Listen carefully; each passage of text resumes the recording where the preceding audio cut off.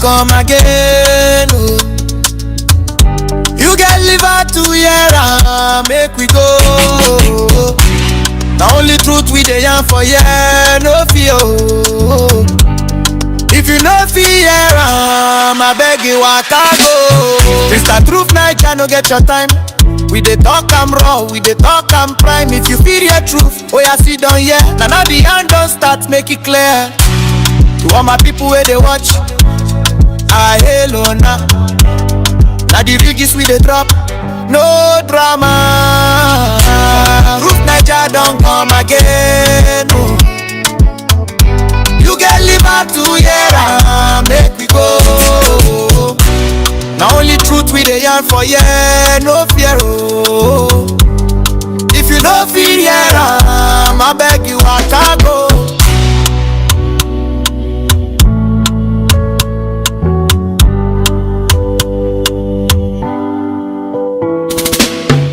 My people where they watch, I hail Luna. Now the riggis we they drop, no drama. Truth9ja don't come again. You get liver to hear, make we go. Now only truth we they yarn for yeah, no fear. Oh. If you don't fear, I beg you waka go.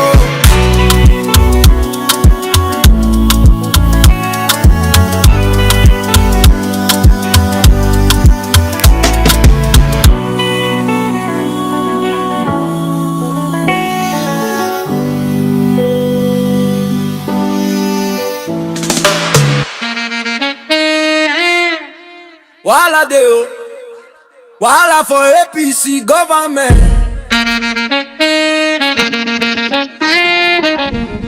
Them things say we know they see am, we go soon go round. Waiting go around, go surely come around. Wahala for APC government, we go come back. Oh. Wahala for them greedy men, we go reach them house. Oh. If you live for glass house, no they throw stone. Na truth we talk. Oh. Tinubu talk for 2040. Say Jonathan lazy man. Say him they sleep when jihadists they buy Christian. Now we don't turn, I won't turn. Trump done the one, I'm say stop the pain. Now who incompetent now? Now who no fit govern now? APC don't turn our life to survival exam. Wahala for APC governing, them no sabi governance. So wahala for fake policies, we dey suffer, them dey flex. Na paper we dey chop every day. Dollar don't climb, people know they pay rent again. Them say subsidy go help, but it just buy the poor. Them they introduce policy to buy us more. Canada cut down vex, label APC, PDP terrorist name. Not through corruption, through pain, them turn Niger to suffering game. My people, shine your eye, no be everything we shine be gold. Oh. If them promise you change, check the fine print. Cause APC don't show us pepe, hot past you.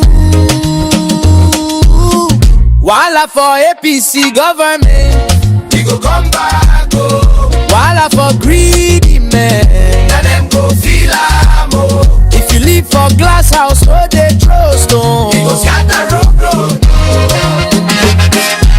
The cycle of karma be this: APC chop, PDP chop. But one day Nigeria go rise. Make the truth set us free. Wahala done too much.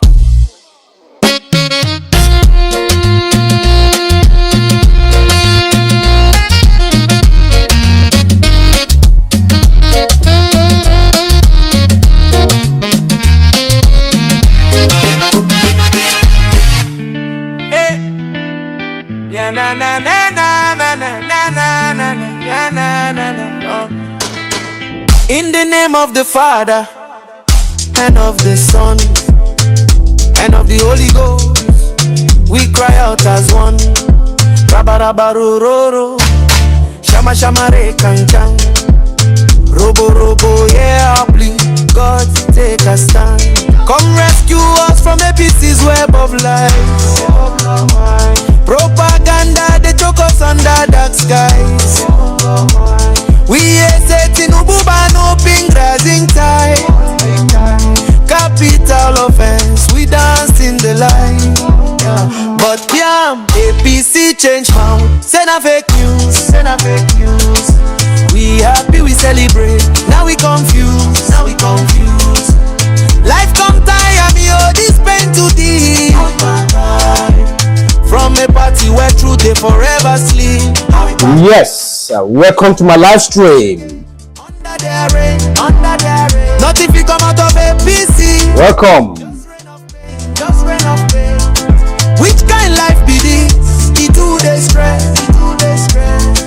God, come save us from this political mess. Why APC go protect them when they buy our own? Cow and fool and the terrorists sit on the throne. First class citizens while we they slave away. In our own land, we know. Yes, welcome to Truth9ja. I am Mr. Truth9ja. Beginning getting Tinubu your back we full and I am Mr. Truth9ja. Welcome to my live stream where we speak nothing but the truth. We say things exactly as they are, no matter who is involved, even if it's my own family. So welcome, let's get into the business of the day. In the name of the Father, and of the Son, and of the Holy Ghost. Shama Shama Raba Baba, Robo Robo Peshe Peshe. Fire, fire, fire.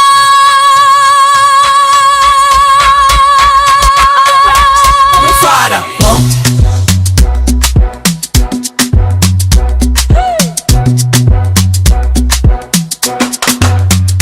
Father, come down with us fire, come down with thunder, come down with wire. APC na principalities, where they block road like robberies. Dollar don't turn to dragon, fuel don't turn to blood. Every day na suffer head, every night na flood. But the Bible talk no weapon form shall prosper. So we rise up tonight, we know they fear their juju master. Shama kan kan kan, shobo shobo bo bo bo bo bo bo bo bo bo bo bo bo bo bo. Peshe le le le le le. push push push. Hey, Nigerians, make we pray. Cast and bind the peace from spirit of propaganda, spirit of lie, spirit of hunger. Where one finish person life, we bind you today, we bind you forever. This nation go heal, we go better together. In the weave and in nobody side the Holy Ghost. APC principalities, your time done they close. Shama shama rabababa, robo robo robo robo robo robo. Shama shama rabababa, robo robo robo robo robo robo. Hey! Shama shama, shama shama, shama shama, shama shama raba raba, shama shama, shama shama, shama shama, shama shama raba raba. Them say Emi loka, we say Jesus loka. Them carry bullion van, we carry prayer van. Them they share rice, we don't expire. We they share testimony, where they catch fire. Minister they fly private jet go Dubai. We they drag go walk, see they shout, it go better. But tonight we change that story. Holy Ghost take over, give us back our glory. Every spirit of renewal again, we bind you. Every spirit of 27 regime, we scatter you. Spirit of Nara, where they fall like gray lights fire. Spirit of me on and jam die by fire. Sham shama laba laba, robo robo shoko shoko. Anybody we say APC must stay under fire, you there. Oh yeah, Nigerians, make we pray. Cast the mind APC from spirit of propaganda, spirit of lie, spirit of hunger. Where one finish person life, we bind you today, we bind you forever. This nation go heal, we go better together. In the name of the Father, the Son, the Holy Ghost. APC principalities on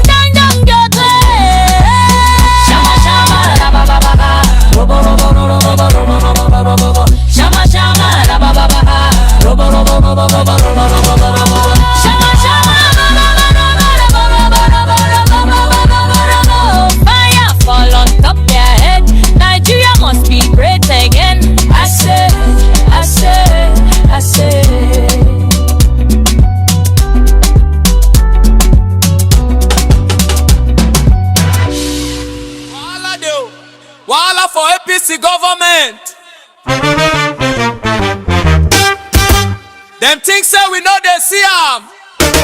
You go soon go round. Waiting go around, go surely come around. Wahala for APC government.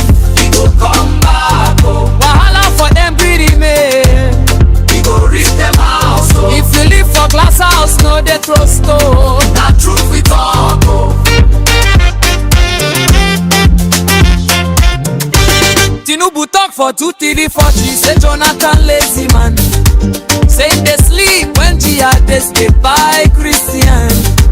Now we don't turn am on turn, Trump done the one and say stop the pine. Now who incompetent now? Now who no fit govern now? APC don't turn our life to survivor exam. Wahala for APC government. No sabi government. Wahala for fake policy. We dey suffer, them dey flex. Na pepper we dey chop every day. Dollar don't climb, people know they pay rent again. Them say subsidy go help, but it just fight the poor. Then they introduce policy to buy us more. Canada court don't vex, label APC, PDP terrorist name. Not through corruption, through pain. Them turn Naija to suffering game.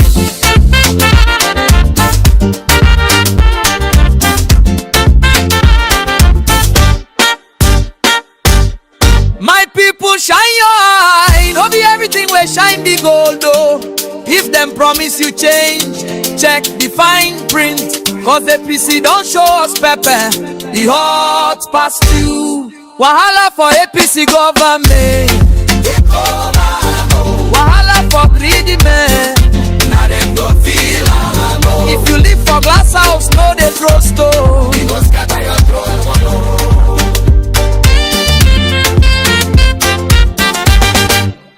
Na cycle of karma be this. APC chop, PDP chop. But one day, Nigeria go rise. Make the truth set us free. Wahala done too much. Alright, wahala for APC government. APC government is a fraudulent and a criminal government. APC government is mad with forgers, with certificate forgers, with all sort of criminals. APC is the amalgamation of all the drug dealers and criminals in Nigeria. They all came together to form APC. And those cross-carpeting from their party to APC are also criminals. They say a bird of a feather flies together. Show me your friend and I will tell you who you are. So a friend to a criminal is a criminal. That is how it is. I am not the one that said it. I'm not the one that said it. Tinubu has taken forgery to another level. He has presented his budget today. I was watching the budget presentation. I was just laughing. We no longer have a government in Nigeria. What we have in Nigeria is a government of thieves. For thieves and by thieves. That is what we have. And we will no longer have democracy in Nigeria. I am so happy that I have said this time and time again that Tinubu's tax is a fraud. Even when this discovery of forgery in the tax reform was not even detected. And I said, I'm not going to pay that tax. They should be ready to send me to jail. I am not against tax. But let me see what the money generated from the taxes collected so far. I haven't seen yet. Let me see what the money generated from oil revenue. I haven't seen anything yet.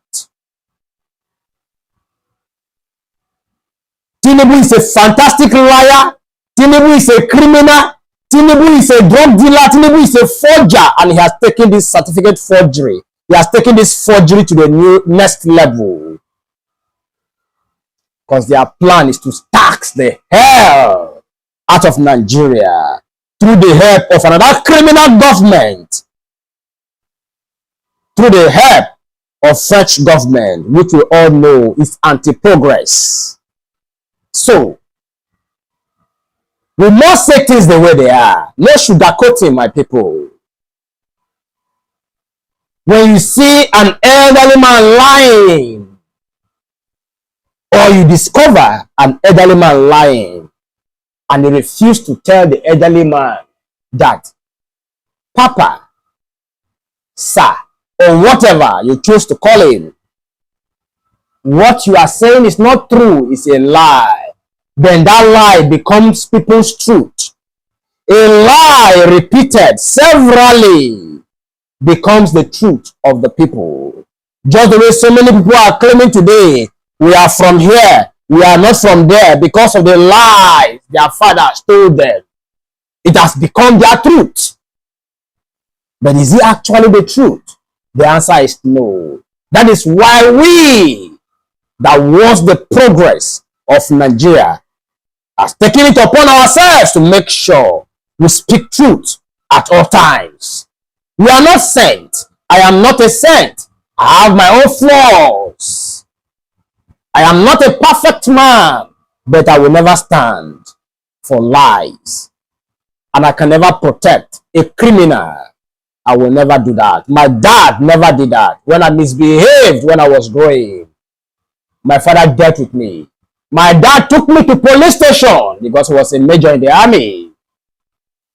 My dad took me to police station and told them to flog me very well and draw the map of Africa and the map of all the countries, the states, and the local government on my back. And the police dealt with me, and my stubbornness disappeared overnight. That is who my dad was. He was a no-nonsense man. He was very disciplined. I never knew that he was directing me towards the right path. I thought he hated me until I realized who I truly was.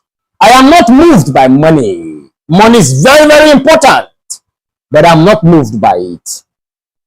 I stand my ground. It's me and APC. I will never allow them to rest. After my stream yesterday, some honorables called me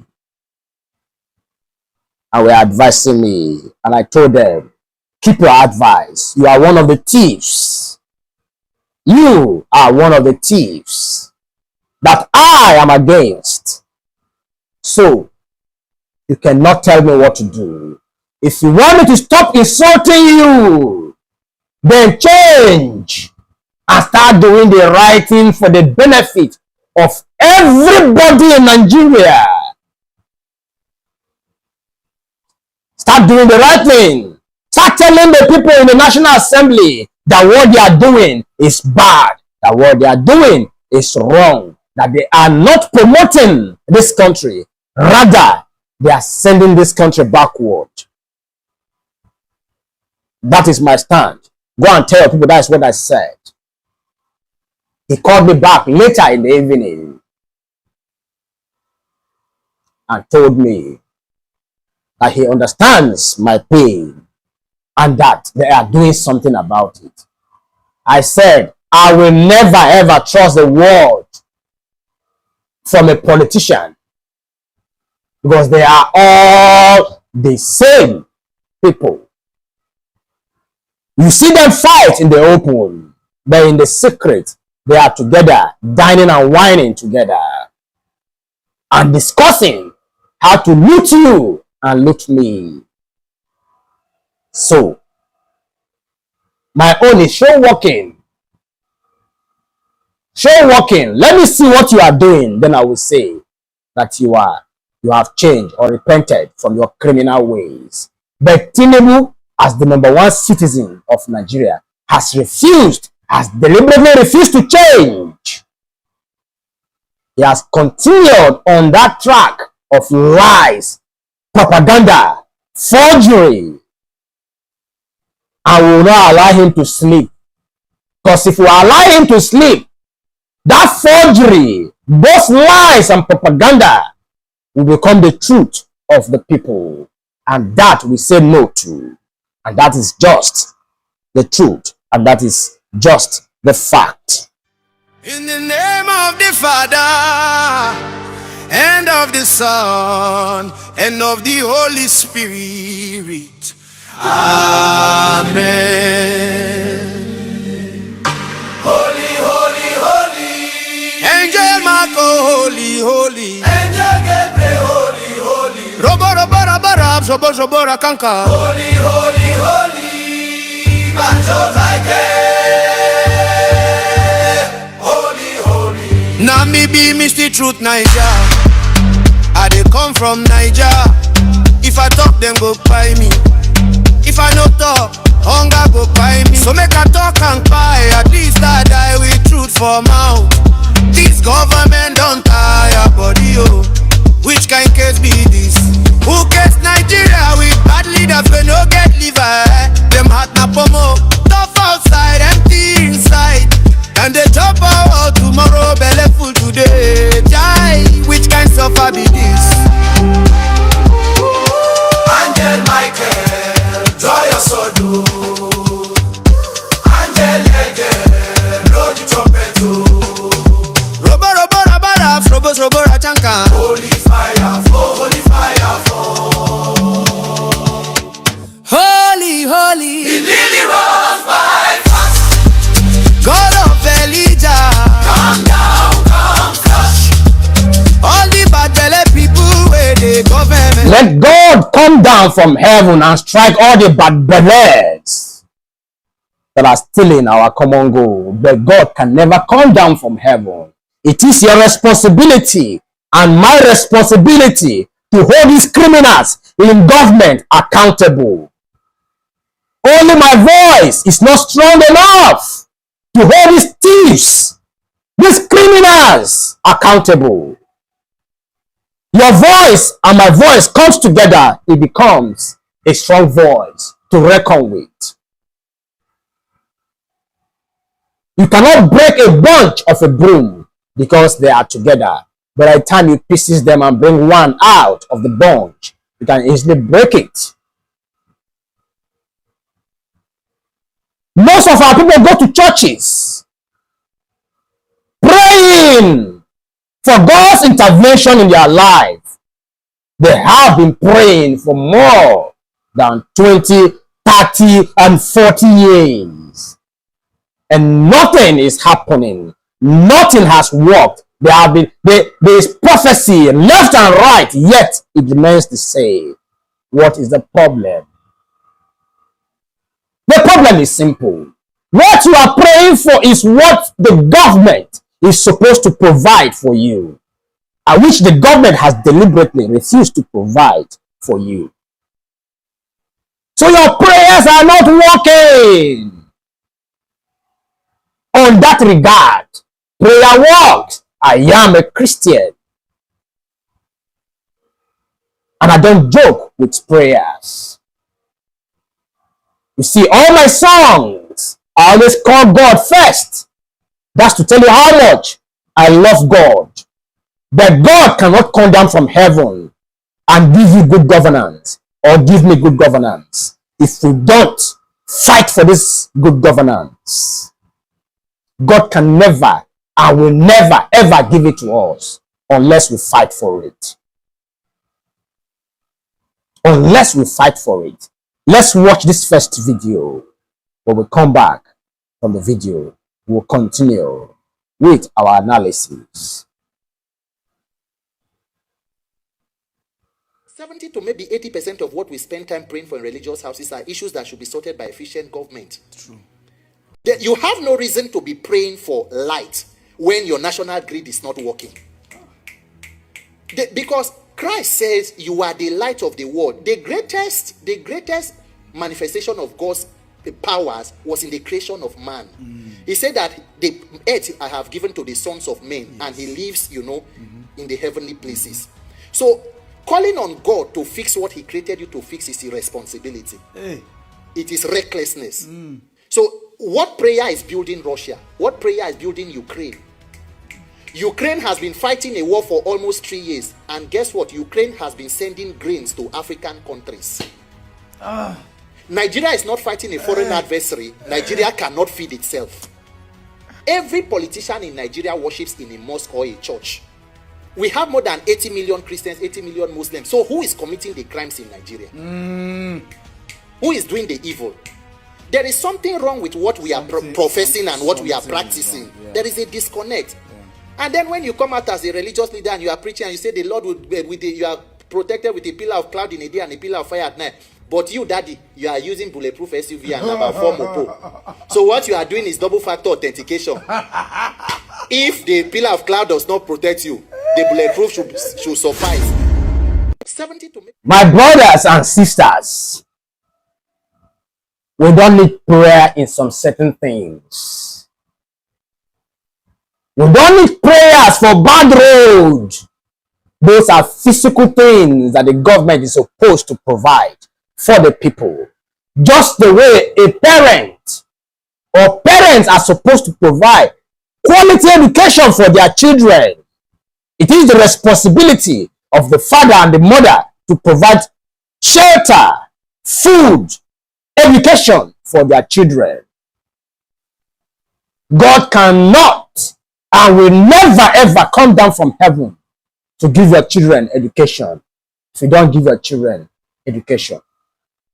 If you don't have the resources, God could use somebody to do that for you. That is the reason why we are advocating for a good leader to take charge of this country and not these criminals we have in government. Today, our economy has collapsed completely under criminals like Wale Edun and the other Lagos boys that Tinubu has handed our economy to. They are so shameless that they don't even have shame. Instead of them to throw away their shame and call professionals like Okonjo Iweala and the rest of them to come and help them resolve what they are battling, they are trying to bring all sorts of names to cover up their criminal activities and cover their incompetence and failure. And whatever failure they face today is we, the ordinary people, that will suffer it. It's we, the ordinary people, that will suffer it. And we sit in our houses and expect manna to fall from heaven. Manna can never and will never fall from heaven. Just as Peter said in that video, Ukraine has been fighting Russia for how many years? Yet Ukraine is still gifting Nigeria grains. What a shame. Ukraine is fighting a war with another superpower country. Yet their currency is still stronger than ours. Who has done this thing to us? It shall not be well with Mahmoud Yakubu, that criminal, that terrorist, former INEC chairman. It shall not be well with him. For bringing criminals, for imposing criminals, certificate forgers and drug dealers on Nigeria. I am not alleging. I am saying what I know. I am not among those that will say, after saying, they say allegedly. I am not alleging anything. I am saying what I know. Bola Tinubu is a criminal. That's who he is. And he has taken that criminal to another level by forging the tax reform bill. By giving the FIRS so much power to deal with Nigerians. Giving France power to deal with us. And some persons are still quiet. But I am happy. My voices are being heard. That is one thing that is giving me so much joy. The oppositions have gathered together and gave their briefing yesterday. But the opposition are also a bunch of failures. Giving briefing is not enough. Go to court. Let the useless court we have in Nigeria tell us that what Tinubu has done is good, so that we'll know who our enemies are. We already know that the National Assembly is enemy of progress. We know the executive is enemy of progress. We also know the judiciary is enemy of progress. But still, we still have some good people in that judiciary. What a pity. Until I die and live this life. Even when APC is chased out, I will never leave them because they are criminals and they have dealt with our people. I can easily go back and lie down and forget and enjoy my life as if nothing is happening. But I will not do that. I will say because I'm okay. Then I will watch other people suffer. There's no joy in that. There's no benefit in that. And that is the truth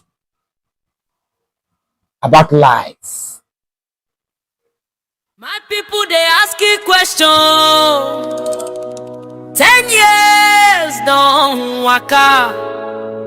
The matter still they burn. Oh. We dey hear for streets say trillions don't miss. Who go answer us? Who go talk truth? APC na thief.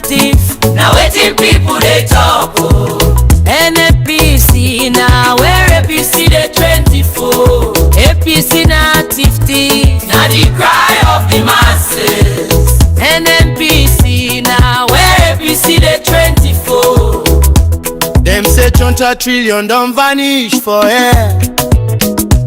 It just growing like come out nobody nowhere. People they ask who they run the show, who they hold the pen, who signed the dough. Buhari been the minister fuel matter show. People they complain, say money no they show. Before him pie, him talk forgiveness. He shock the nation, he raise auspiciousness. Oh, Chai, NPC don't turn to jungle. Now where big money they disappear like candle. If 20 trillion try your hand today, Naira for strong, dollar for behave. APC na TC. Now waiting people they talk. Oh. NPC na where APC they 24. APC na 50. Now they cry of the masses. NPC na where APC they 24. Gonna Tinubu they oh petroleum chair. Everybody they ask how we go do am here. APC don't normalize the matter like play. Every year I knew all of them they display. We they shout for reform, we they beg for. Peter B said something. He said, when the number one is not a thief, then the fight for corruption is 50% resolved.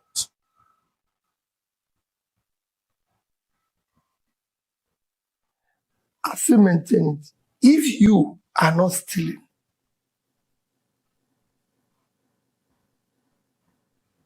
your family is not. You reduce it by 50%. And often a time,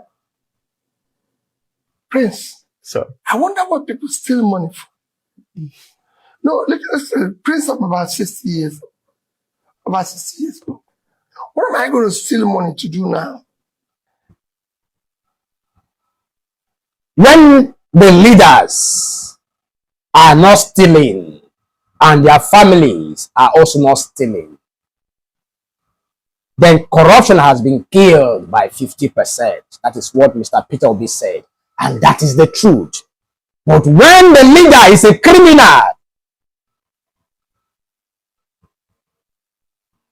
he's a certificate forger, and he's a serial forger, what do you expect from the system? Total criminality. That is what we see. That is what we see. I keep asking myself one question. Who has done this thing to us? Who have we offended to deserve this level of wickedness from few persons? Okay. I have a lot of videos lined up here. Let me play the first video. We'll come back. We'll analyze that one. Play the next one. We'll analyze. Play the next one. We'll analyze. I want to show you how useless, how stupid our government is. And they are not willing or ready to change. That is the most annoying part of it. Let's watch this video, my people. Let's start off our wake-up conversation this morning. Yes, recent images have indeed surfaced online of a care center in Dania Shima Ward, Suru local government area of Kebbi State, as you can see there on the screen. Now, they've once again spotlighted the troubling state of public health care infrastructure in the region. Now, I beg to mention that Kebbi State is the same state that was faced with the recent kidnapping of students, and you recall what was done. But anyway, these photos that you see on the screen there reveal a facility in severe disrepair. I don't think it's even up to a state of disrepair. I think it's non-existent. Exactly. Sparking widespread concerns, particularly as they surfaced shortly after the state government approved 10 billion naira, take note, to sponsor pilgrims for the Hajj. For many residents, the stark contrast between such spending and the neglect of essential services has reignited debate over governance priorities, with growing calls for urgent investment in primary healthcare systems that serve the everyday needs of local communities. Well, let's get to see what the people are saying. That's another conversation we're going to look at. But then again, you saw those images. Let's put them back up on the screen again so you can see them.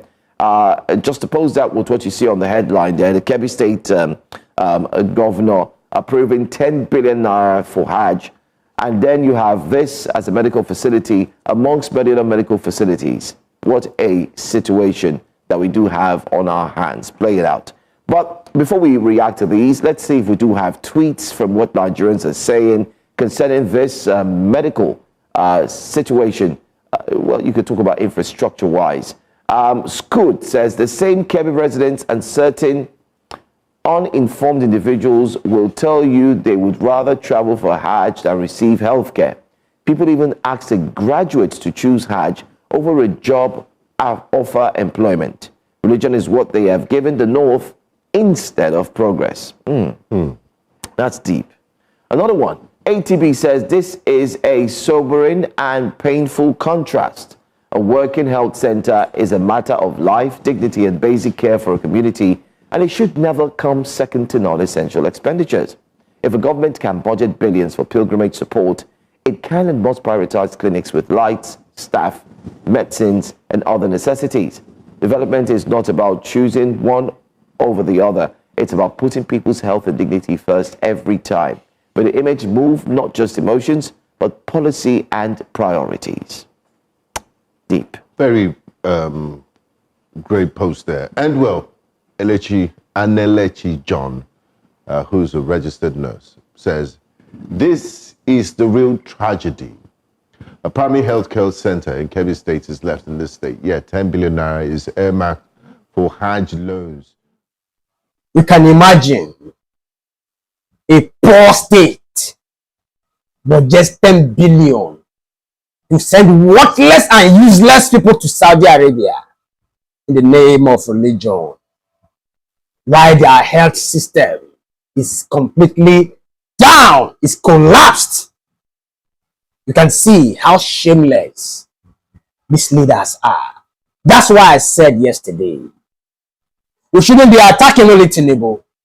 Our governors, our local government chairmen in all the 36 states in Nigeria are a problem to development and the peace of all of us.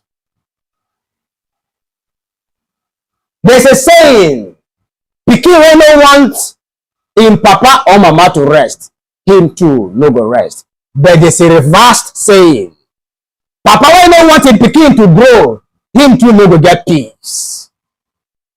And that is the truth, and that is the fact. A government will budget a whopping 10 billion naira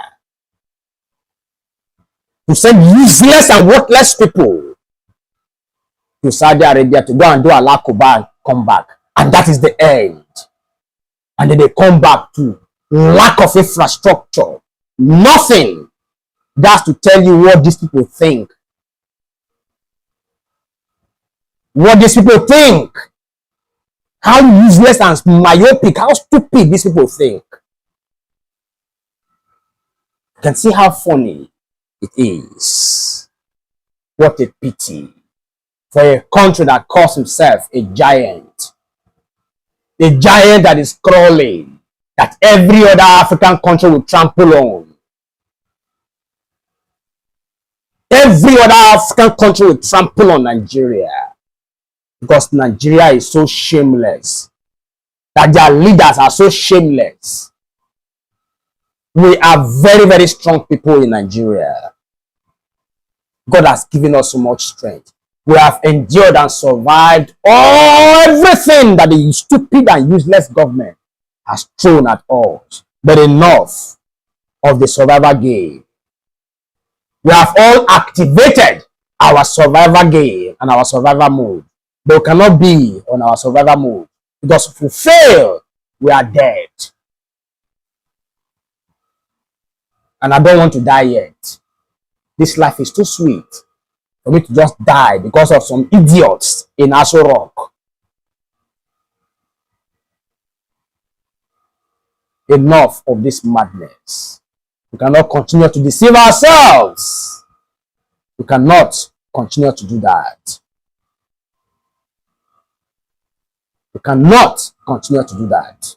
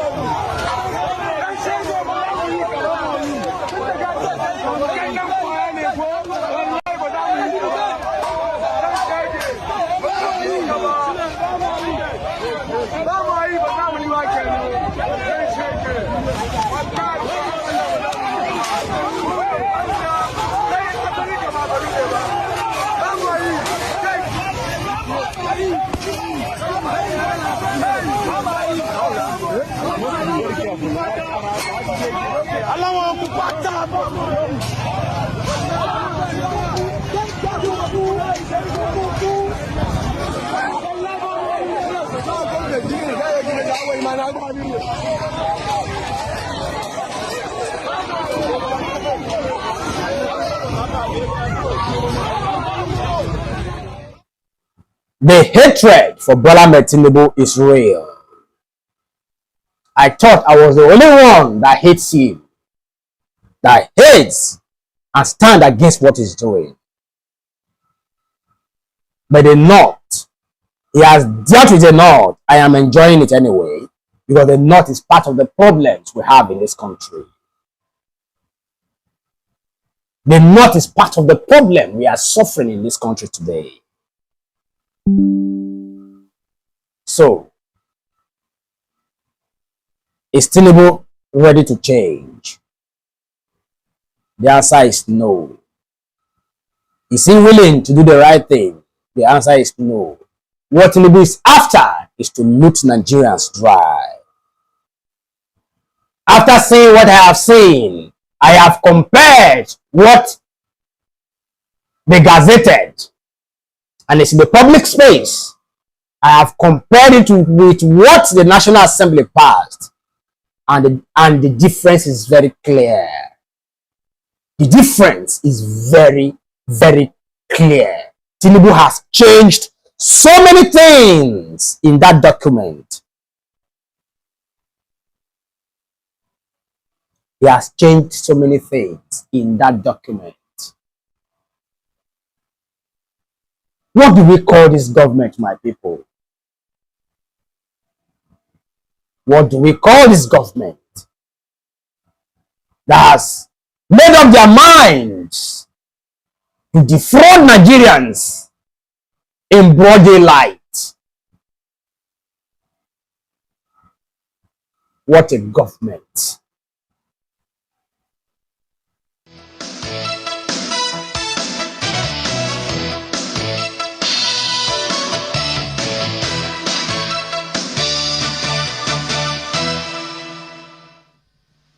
Joining us to unpack the issues, the politics, and the implications for Nigerians, we've got the former Minister of Sports, Mr. Solomon Dalon. Good morning. Thank you for coming on today.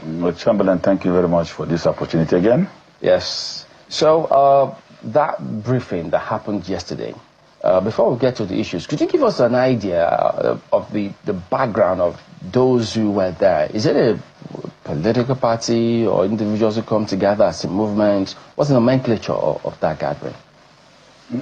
Well, maybe what's the chemistry of that gathering? It's a gathering of Nigerians who are concerned about, the state of the nation, governance, and politics. And we felt that we cannot maintain silence in the face of all these things that are happening, because as Edmund Burke rightly said, all it takes for evil to flourish is for good people to do nothing about it. And so we have watched the country, derail into the abyss, politically, economically, even spiritually. Nigerians are depressed. Nigerians are frustrated. And we felt that no, history will not judge us right, knowing too well and seeing clearly the direction this administration is driving this country, for us to fold our arms and pretend that, oh, maybe I'm not affected, or I'm not suffering it as much as other Nigerians, so we should be quiet. That is the motivation. So when the group, how did it happen? Did the group come together, or it was individual observations? Because there was that mention about what was gazetted is not the same thing that was passed by the National Assembly. How did it come to that conclusion? It all started when some of us took the initiative of reaching out to others. What is happening in this country, are you comfortable with it? And then that was how we got connected, and we discovered that, oh, there are so many people out there that are thinking the way we are. So we said, okay, if that's the issue, why not come together and review the state of the nation? And so we started our meetings and honestly reviewed the state of the nation. And the group is made up of people from almost all the political parties. There are APC members in that group. There are the PDP that is struggling with survival also in the group. SDP, ADC, ABGA. So it's a conglomeration of people with common interests. The country. Do we allow the country to continue the way it is? So for now, is the group here to stay, or what? Yeah, but that was one of the issues we raised before we even continued. Whether we were just going to be like Jew, the normal political Jew in Nigeria, that will just come up, raise an issue and fizzle up. And we said no. We decided on comprehensive methods of dealing with the issue, and we're going to be even engaging the government, we're going to be even holding the government accountable. We'll deploy so many legitimate actions, including mass action, to mobilize Nigerians to hold this government to account, which is a civic responsibility of every Nigerian. Indeed, clearly every Nigerian needs to be up and doing in terms of occupying their seats as citizens, responsible citizens of this country. But I'm a little curious as to some of the issues that you have raised, because prominent amongst them is this issue of tax. And just before that time, some people will say, okay, well, the issue of subsidy removal was raised. The fact that we've also had the floating of the naira, so to speak, all of which has, altered the calculations of many Nigerians and left a lot of Nigerians much, much poorer than they used to be. Let's not even go to inflation rates and what have you, which they also believe is some form of taxation. In your own estimation, because I know that this conversation around subsidy removal has been on for a very long time. A lot of people were, told that this was what we needed. This was the pain we needed to go through before we could actually begin to see light at the end of the tunnel. For you, as somebody who is also very aware of the workings of government, having been a government official yourself, What are your thoughts with regards to when governments decide to implement policies that are going to be painful, but really do not have any end date in sight? Government cannot say that, oh, give it 3 years, 4 years, this is when it's going to end. What exactly do you think needs to be happening within that period of transition when the policy is done and, while the people are going through the motions, pending whenever it is that there ought to be light at the end of the tunnel? The admission by this administration that withdrawal of fuel subsidy was the only option. It's a demonstration of poverty of ideas and knowledge. Because in life there are so many alternatives. And so for them to single out the issue also define the vested interest they have in the withdrawal of the fuel subsidy. So from day one... You didn't support that? I don't even see it as that which was necessary at that point in time. Because if we know as a fact that the subsidy regime has been investigated by the National Assembly, the fraud has been established, companies were inducted, meaning that the problem is not even the withdrawal of subsidy, but the subsidy management itself. And this government was not interested in holding those who had defrauded this country many years, but chose to offer a sanctuary for them with a sweeping statement. Subsidy has been withdrawn. For me, it's an endorsement of fraud. So I didn't, from the beginning, accept the fact that subsidy withdrawal was an issue. Yet, granted, it has been done. It was done in a manner that demonstrated again that the president at that time does not even understand the workings of the government and the complex nature of the country called Nigeria. He needed consultation. As at that time he made the statement, there was no government. It was only the president and the vice that had been sworn in, and that wasn't government. A government means the cabinet, advisors, policymakers consulted all together on a decision like that. It wasn't done. An individual just expressed himself. Nigerians swallowed it with the hope that something was going to come out of it. Many years after, nothing had come out of it except poverty, hunger, inflation, insecurity. The amazing part of it is that this government has never given account. I mean, look at Abacha, a military leader, withdrew 5% of fuel subsidy and was accountable. He set up a trust fund, handed over the funds, it was managed for the benefit of Nigerians. If we have withdrawn the whole subsidy, Nigerians should have been living like a people more than Dubai. Because we understood that huge revenues had come into government. But it is also a non-fact that huge revenue and also huge debt burden. Because the borrowings of this government from 2003 to now doubles what Buhari borrowed in 8 years. So the question is, in whose interest is the new tax regime? To now strangulate the remaining life in Nigerians to service those in government, or there is a noble intention of moving the country forward, which is very, very opaque and obscure. But isn't this a little too late? Because we saw the conversation that preceded the tax regime, before it eventually, was passed. We saw the initial opposition by northern governors, for instance, and then much later, the Nigerian Governors Forum. However, the president said whatever opposition there was against or whatever objections there were to this tax regime should be done on the floor of the National Assembly. There was a public hearing, and eventually there was a compromise, and they were able to get everyone on board, at least those in the National Assembly, to be able to pass through this new tax law.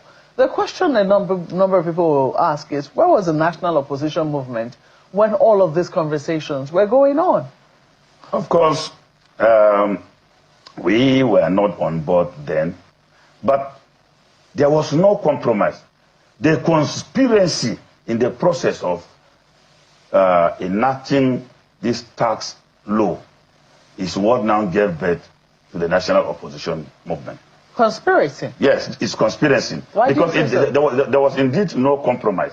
Now, That conspiracy which was concealed, God has now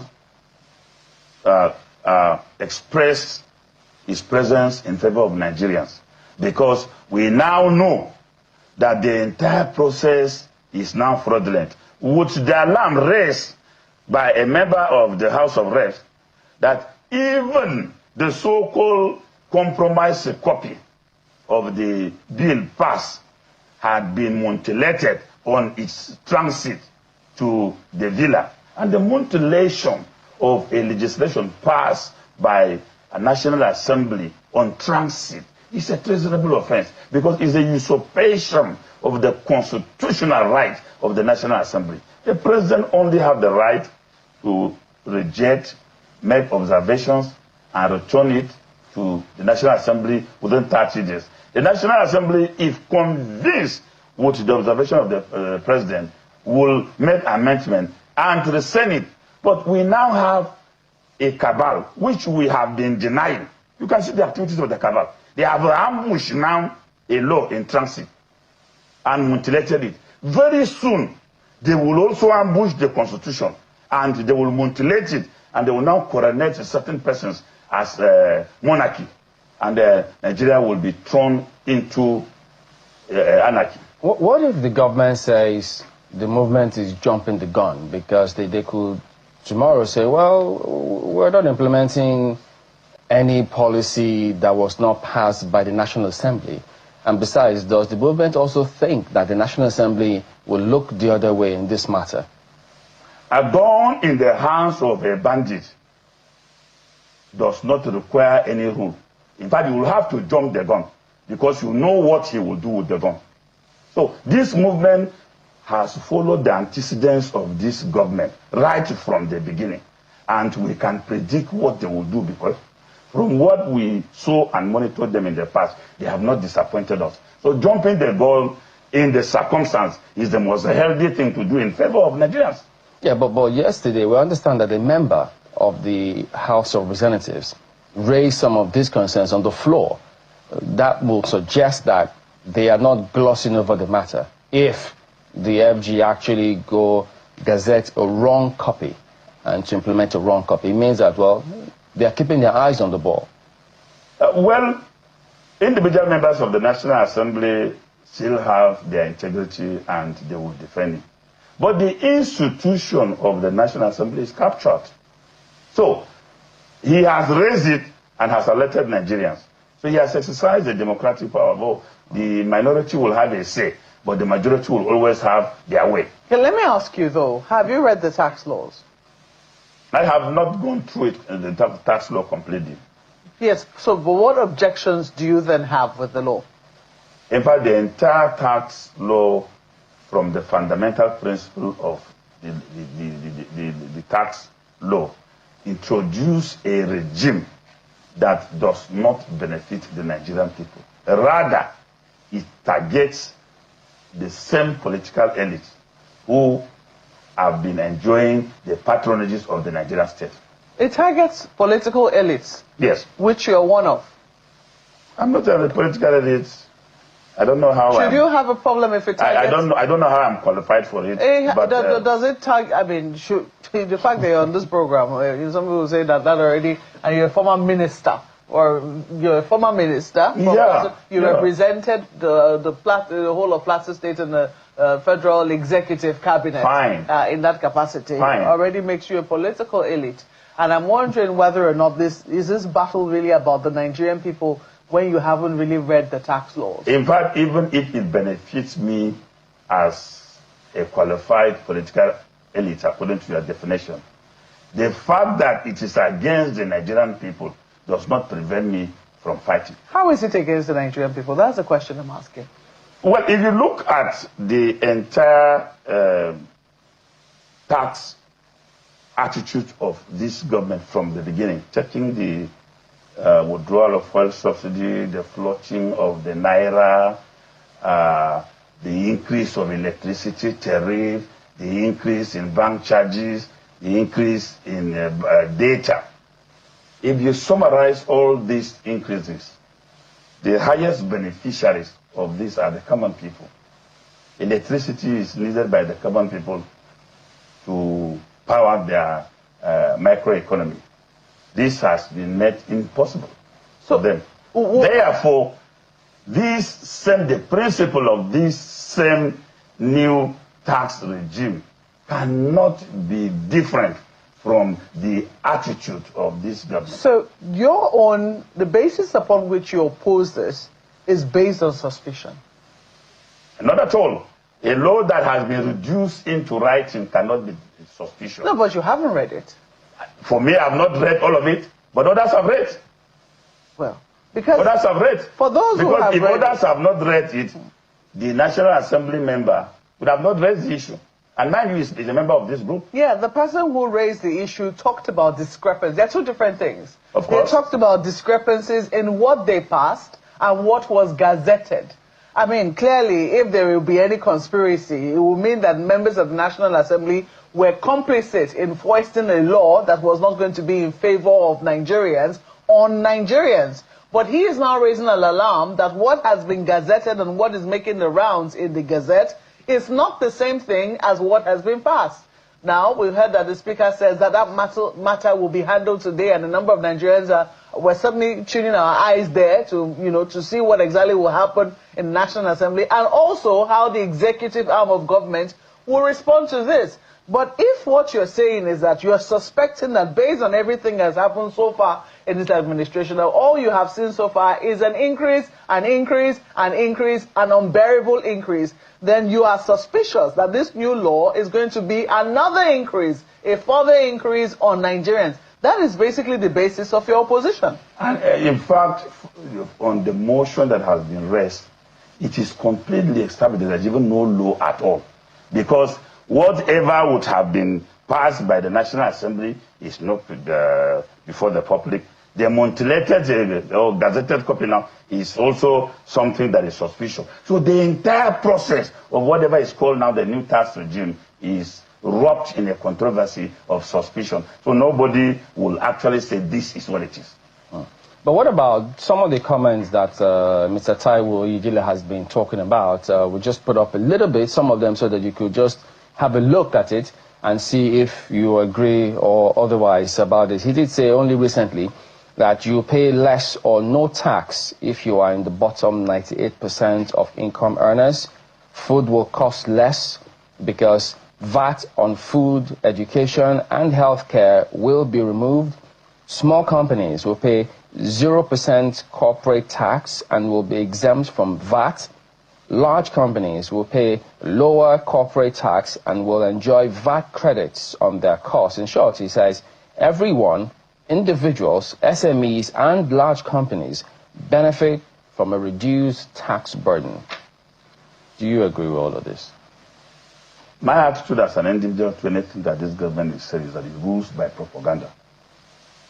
And it is obvious even from this entire process. Because you can see the National Assembly saying something different from the mutilated version of saying something different. So for me, I don't waste my time on whatever this government says, except I see them doing it practically. Because there is nothing they have given Nigerians, whether in writing, that turned out to be exactly the same. I'll give you an example. They offered engagement of Nigerians during the process of the evolution of this tax law. Engagement of Nigerians. And what we saw was the political manipulation of governors by the same federal government. Even when the governors will go before the federal government and say something different, they come out to say another thing differently. So we have been ruled by a communication system of this administration, by this administration, that does not suggest confidence of the citizens. So as a person, all these things they are saying, I do not believe in it, because there is nothing they have said and they have done it. So the thing is, I mean, you could speak about the politics of it, but the group, because the government got tax consultants, tax professionals to craft and look at all of these laws before they then went on and then came up with what they have now. Did the group equally get tax professionals to also have a look at this and give us their professional perspective on the matter? No. Well, I don't want to dismiss the industry invested by the professionals in the entire process. But what we have basically done is to raise an alarm. And we will definitely get to that point which you said, because in our next engagement, we intend to recruit more professionals to re-examine this particular piece of legislation very, very well and come up with something very concrete. That is why we ask for the suspension of it. Yeah, but all right, my people. APC as a party can never and will never be trusted.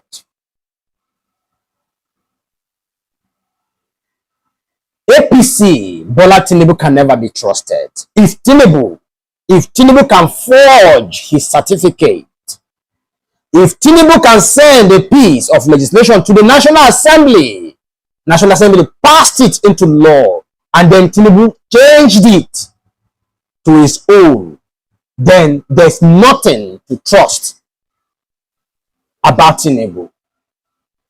There's nothing good that can come out of Tinubu. That is my stand. That is my stand. I am so excited that they are hearing my voice and they are hearing our voices. And our voices is echoing in their ears. And they are now acting. I am not going to pay that criminal tax. Nobody is exempted. Nobody is exempted. How much is 800,000 naira? 800,000 naira could buy a car before APC came to power. Can 800,000 naira buy a car today? If you want to buy good tires for your car, that 800,000 may not even give you good tires.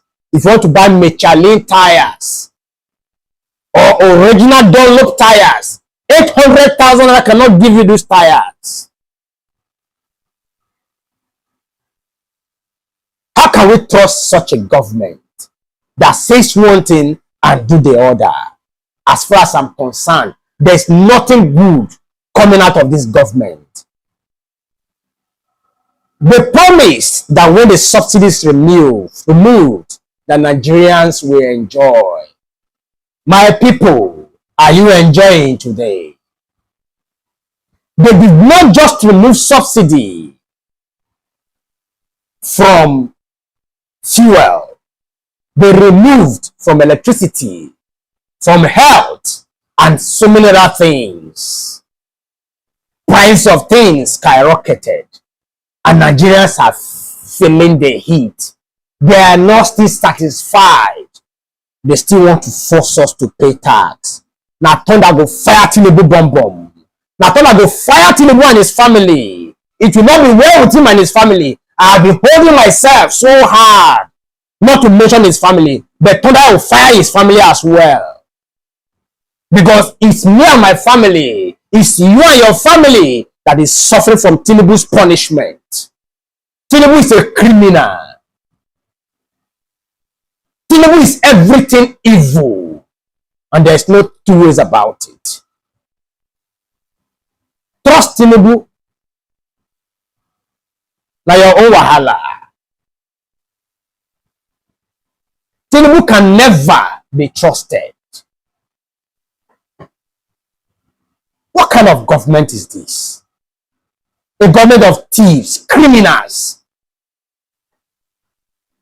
forcing things down our throat as if we have offended them.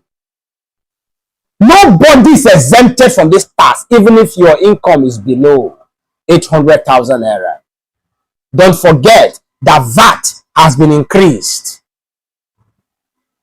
You transfer money, you pay.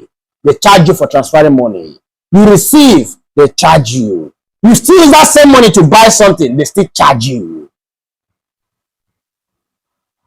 You still pay for SMSs, which the federal government is also benefiting from. Tell me how is a poor person going to How is a poor person exempted from this criminal tax? What is even the value of 800,000 naira? What is even the value? What is the value of 800,000? That's a big question that I'm asking. What can 800,000 afford today? Under PDP, as useless as PDP was, 800,000 could buy a plot of land at a choice location. 300,000 could buy a plot of land and you can build your one-bedroom flat with 500,000 and add some little money to beautify it. Can 800,000 buy you a plot of land today? The answer is no. How much is a bag of cement today? Who imposed all these things on us if it's not this criminal APC? And some idiots who still want to praise these criminals that call themselves a political party. Amalgamation of all criminals in Nigeria.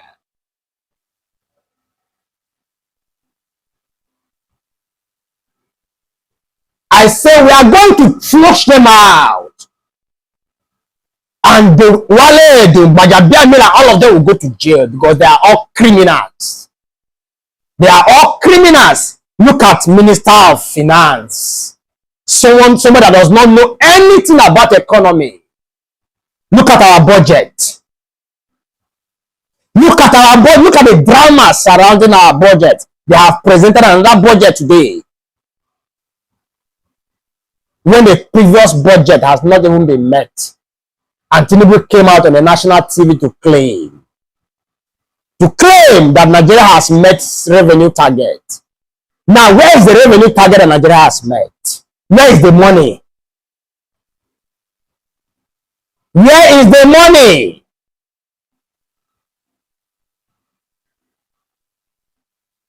Criminals in government, thieves everywhere.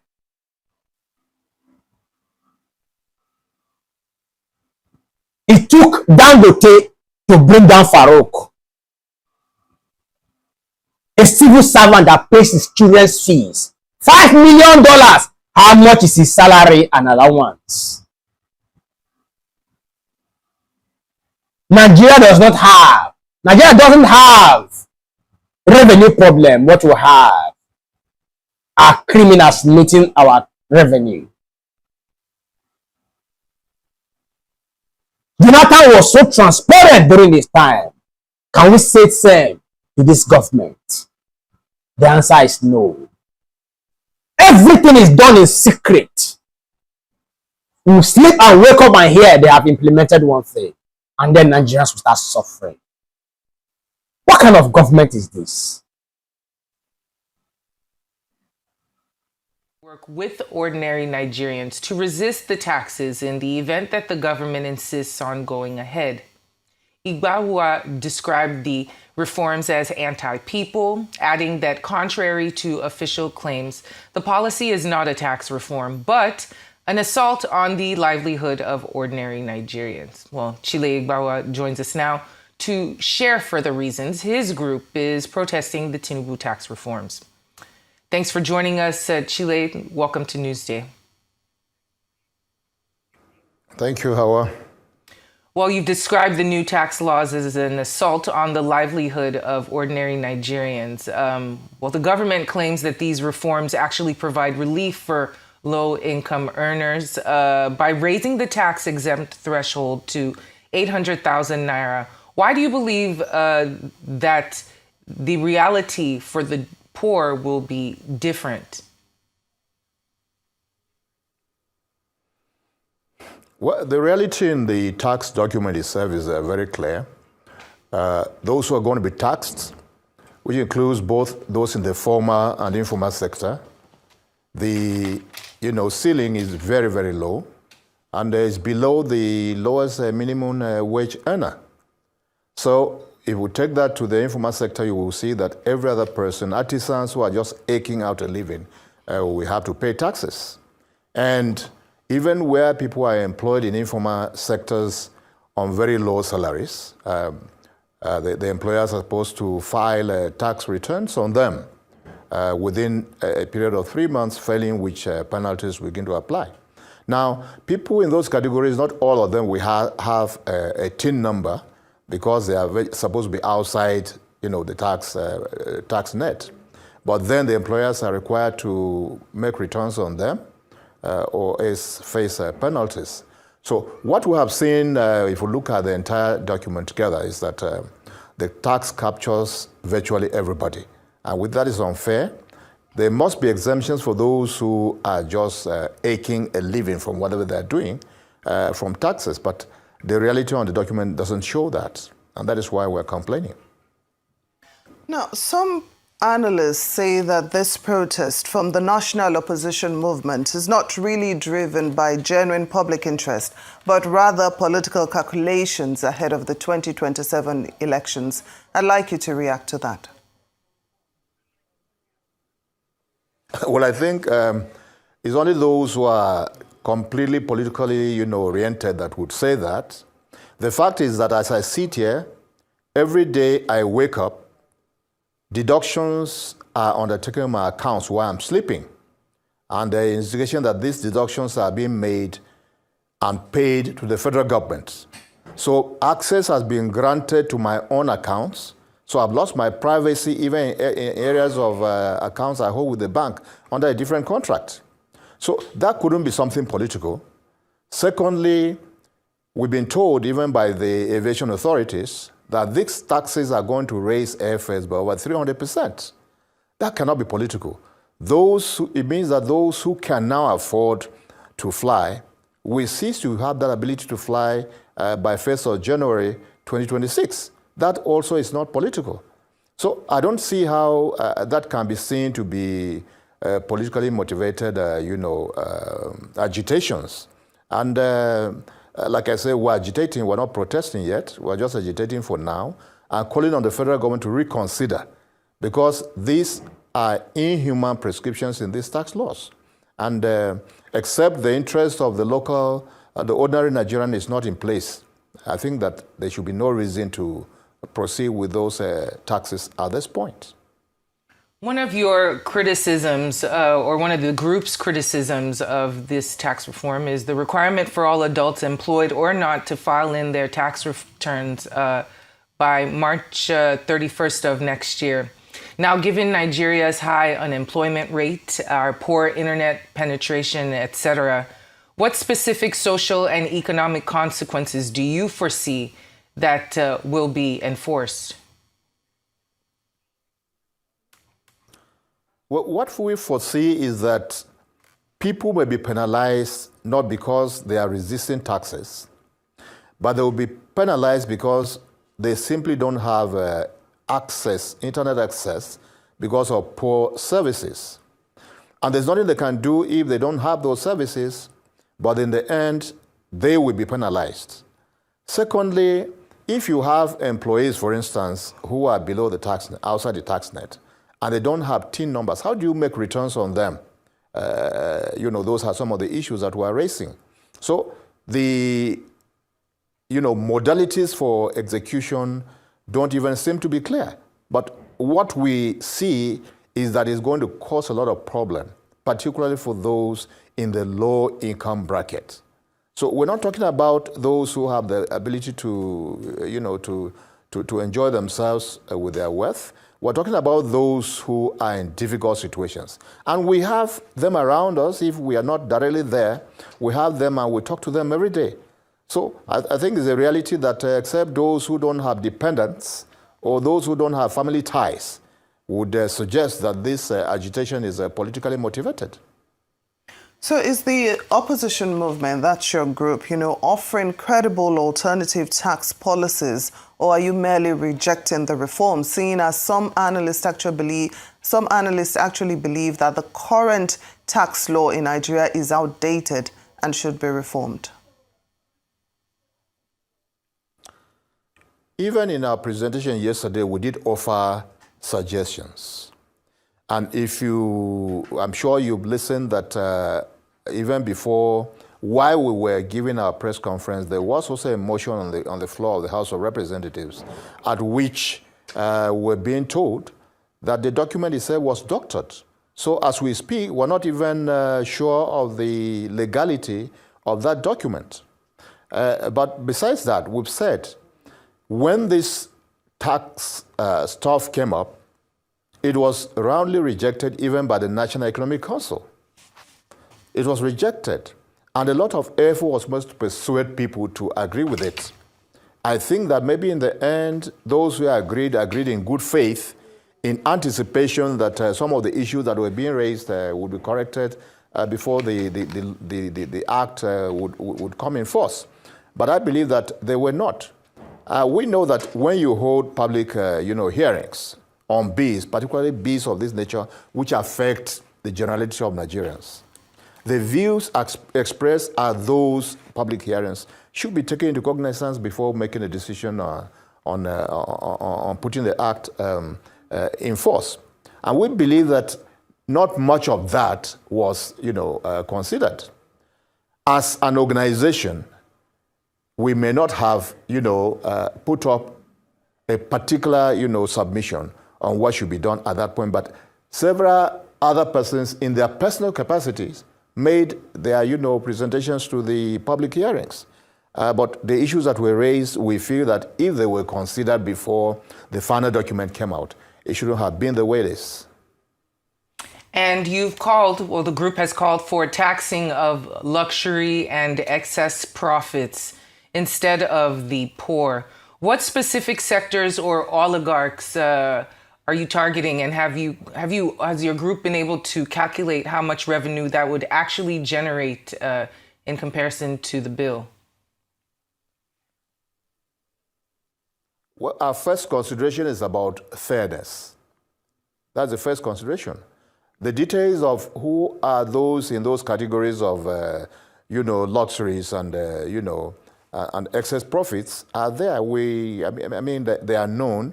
The tax authorities know those who are there. And we believe that if the essence is to up your tax that you rake in, you should look in the areas of those who have the capacity to pay and not, burdening those who certainly don't have the capacity to pay. But that's what this tax law puts before us. So those areas that we have mentioned are known. And if discussions have to be had on it, I'm sure that we can point them out one by one and say that this area you can tax, and it will be fair that you are taxing them, but certainly not those who will have to go looking for money to come and pay the tax when they're not sure whether they will have the next meal or not. Very well said. Honorable Chile Igbawa, spokesperson, National Opposition Movement, thank you so much. The Honorable has spoken very well. The Honorable has spoken very well. What kind of country is this? You have imposing tax on Nigerians. You haven't told Nigerians what you are going to give Nigerians in return. That is number one. Only this morning, I have received almost 6 to 7 debit alerts from my account. Just like he said. The same thing yesterday. What are those debits for? Where is those monies going to? We are being taxed left, right, and center. Yet they still don't want us to breathe. They still don't want us to have fresh air. Like I said in most of my videos, it takes someone that has smoked Indian hemp or sniffed cocaine to defend this criminal government. There's nothing to trust about this government. This government are so corny. They will tell you one thing and do the other. Everything the government claims they have achieved are all lies. All lies. There's no single truth in it. I feel so pained inside. Not that I can't afford to feed myself, or not that I cannot afford to take care of my family. But the problem is, should I be eating and watch my neighbor starve? That is the question. That is the big question. Nobody is exempted on that tax, and we are not going to pay that tax. We won't pay that tax. Other countries that pay this type of tax have free medical care for their people, for their citizens. We have free medical care in this country. All our doctors are running away from Nigeria. Our nurses are running away from Nigeria. And you want to tax us. You want to tax us. For what? What have you done with the fuel subsidy removers money? What have you done with the money? Nobody can tell us what they have done with that money. Yet they'll still want to take money from us. We no agree. We rather will scatter everywhere finish. Maybe this country, we all own this country. Nobody owns this country more than any other person. We are all stakeholders in this country. Tinubu don't like this country past us. Tinubu don't like this country past me. Somebody posted in my comment section that where is our power? You are saying if you are one of those that are the problem of this country.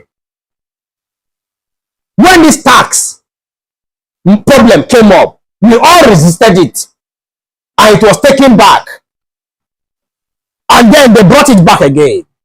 And then most of you guys went back to your houses and slept and forgot about it.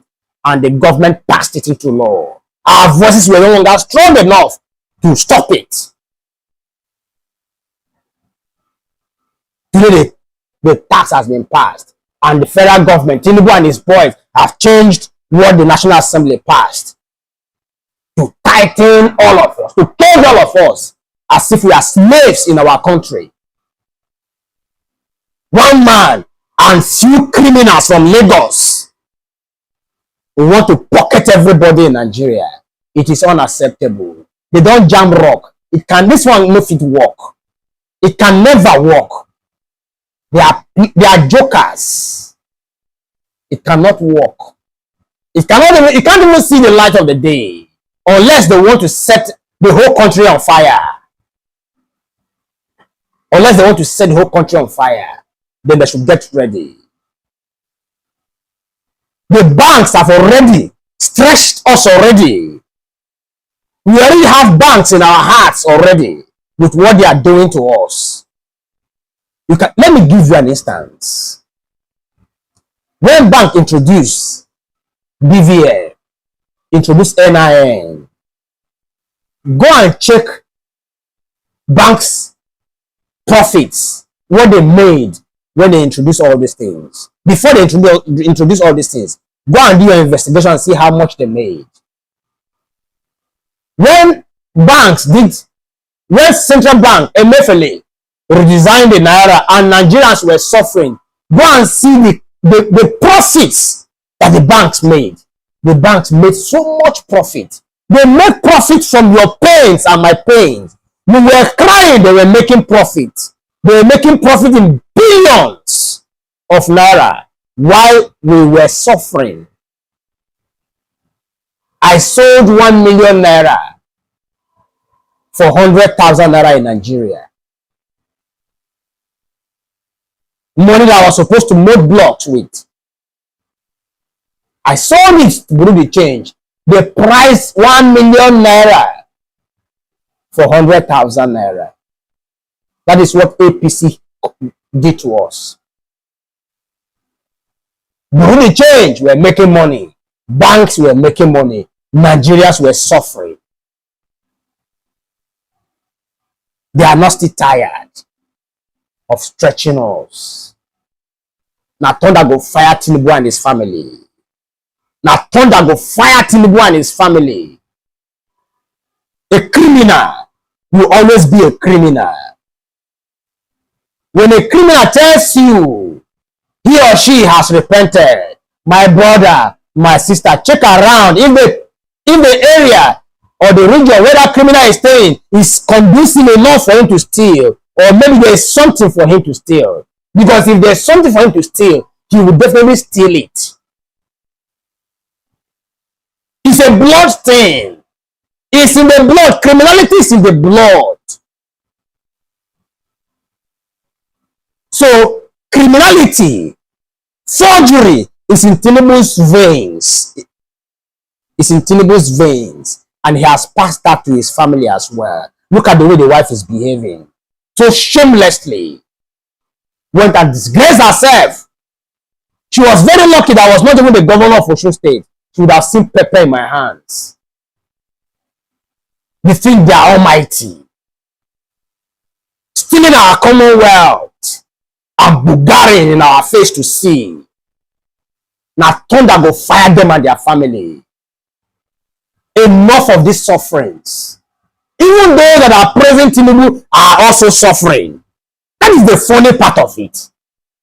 I begin to wonder if they are hypnotized, if they use to tie their eyes. You are seeing suffering, koro, and you are still praising the person that is oppressing you. What kind of country is this? What do we call this type of country? Look at what Ghana is doing to his. Look at what Ghana is doing. Look at what the Ghanaian government is doing. Look at the way Ghanaians are singing praises of their leaders, of their government. Free education. Return school fees back to students. Can Nigeria do it? Wow, they will look for your blockers to remove and add to the money that they want to tax you on.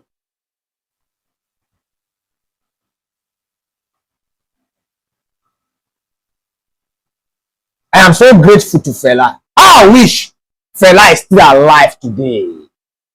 I wish Fela is still alive today. I wish Danefa Wemi is still alive today. I wish they were still alive. I don't think we'll be seeing what we are seeing today. I don't think we will be experiencing what we are experiencing today in Nigeria, where criminals have hijacked 200 and something million people's future for their lavish lifestyle. Look at Tinubu's convoy. When it's coming, you think it's the president of America or the president of China. Even president of America doesn't have this type of convoy.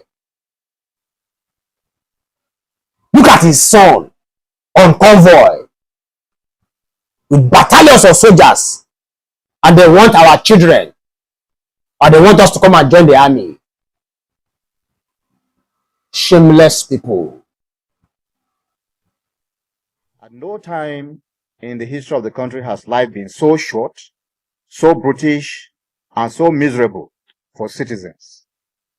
Global Economic Index rates Nigeria as the country with the lowest quality of life, lower than even our poor neighbors like China Republic, Togo. The tragedy is that the federal government is compounding this multidimensional failure by focusing on its political interests and not the security and welfare of the Nigerian people. As Nigeria drifts into multidimensional failure, many patriotic citizens are worried that the imminent collapse of Nigeria. Democracy, through the comprehensive incompetence and corruption of the Tinubu administration, would gravely compromise the security and human development crisis in West Africa. These patriotic citizens are now coming together under the umbrella of the Nigerian opposition movement to keep vigil on the development around security and prosperity of the Nigerian people under the mismanagement of the Tinubu administration, and to raise our voices as sentinels of national liberation and transformation. We are worried the several failures of the Tinubu administration have not elicited the right kind of response from Nigerians' political class. But we are elated to note that on the 14th of December, we woke up to the gratifying news of a statement from a select group of leaders who chose to identify with the people by speaking out against tyranny. We deeply commend their courage and commitment to the cause of the voiceless downtrodden. Posterity will forever acknowledge their act of selflessness and patriotism. We also note with approval the efforts by the organized labor through the Nigerian Labour Congress and the Trade Union Congress to challenge the massive impoverishment of Nigerians through Tinubu's self-serving economic policies, and we associate with the NLC and the TUC in their heroic efforts in the tradition of organized labor in Nigeria to fight for dignity and freedom of the working people. The situation in Nigeria today is so terrible. Many Nigerians can barely afford food, transport, security, or pay their electricity bills and rents. It is sad that it is at a time as this that the Tinubu administration is rolling out the most punitive and exploitative tax regime in the history of Nigeria. Even the colonial authorities, in its viciousness, did not contemplate taxing poor Nigerians the way Tinubu plans at the beginning of the new year 2026. The viciousness of this administration shows that Nigeria would be hit by the exploitative and inhuman tax regimes in January when they do not have the fiscal space for such sacrifices. This exploitative tax regime points to the thoughtlessness of the Tinubu administration and its unyielding commitment to cater to the financial interests of the oligarchs to the detriment of the ordinary Nigerians who he continues to punish with all manner of taxes and rising prices. Let us be clear. What President Tinubu is rolling out in January is not a tax reform. It is an assault on the livelihoods of ordinary Nigerians who he has not hidden his contempt and whose prosperity is not part of the agenda of his government. According to the new tax law, all adults of taxable age, whether employed or not, must file a tax return between January 1st and 31st March 2026, after which sanctions for non-filing will begin to apply. For owners of companies, you must file for all your employees, even if they are paid below the taxable bracket. Remember, you cannot make the filing if you do not have the tax identification number. This is so mindless in a country where over 70 million are unemployed, where people do not have good access to internet services, and where the level of service delivery from state institutions are poor or almost non-existent. President Tinubu has set up an exploitative racket against innocent Nigerians. This reads like a tragedy from the infamous Lagos governance. Small and medium businesses are struggling to survive under a bad policy environment. Yet, the government continues to pile pressure on them and does not provide any serious business support. By the new tax plan, Nigerians earning less than minimum wage will be heavily taxed. The government has removed all subsidies and exposed low-wage earners and the unemployed to the high tariffs. Still, the government intends to overtax them, creating demanding human development and truncating any prospects of serious and sustained economic growth. This government continues to ask Nigerians to give more and more, while it allows those in public office to take more and more. Tinubu has brought Nigerians to their knees, but he will not relent until he brings Nigerians to the grave. We shall not allow suffering Nigerians to be brought to their grave. We as Nigerian opposition movement have decided to stand up in support of those opposition politicians who issued the letter a few days ago, and the NLC and TUC to say enough is enough. This tax plan must not take off now. Its implementation must be suspended immediately. This is not a tax reform. This tax is a weapon fashioned against the economic well-being and social security of suffering and poor Nigerian citizens. This government is asking Nigerians who have already been brought down on their knees by the weight of poverty and squalor and have nothing left to give more. No, you cannot tax hunger. You cannot tax poverty. And you cannot tax people into prosperity. Since he came into office, President Tinubu has shown where his heart is. It is not with the Nigerian people. It is with a few oligarchs who are attached to his economic and political interests. The bad policies of the administration are intentionally so because President Tinubu is not committed to the prosperity of ordinary citizens. He is committed to getting and keeping political power at a toll of creating wealth for himself and his family and friends. This is bad for Nigeria. As leaders of conscience, we cannot justify Tinubu's exploitative taxes against the poor in Nigeria because there is no evidence of prudence or due process in this administration.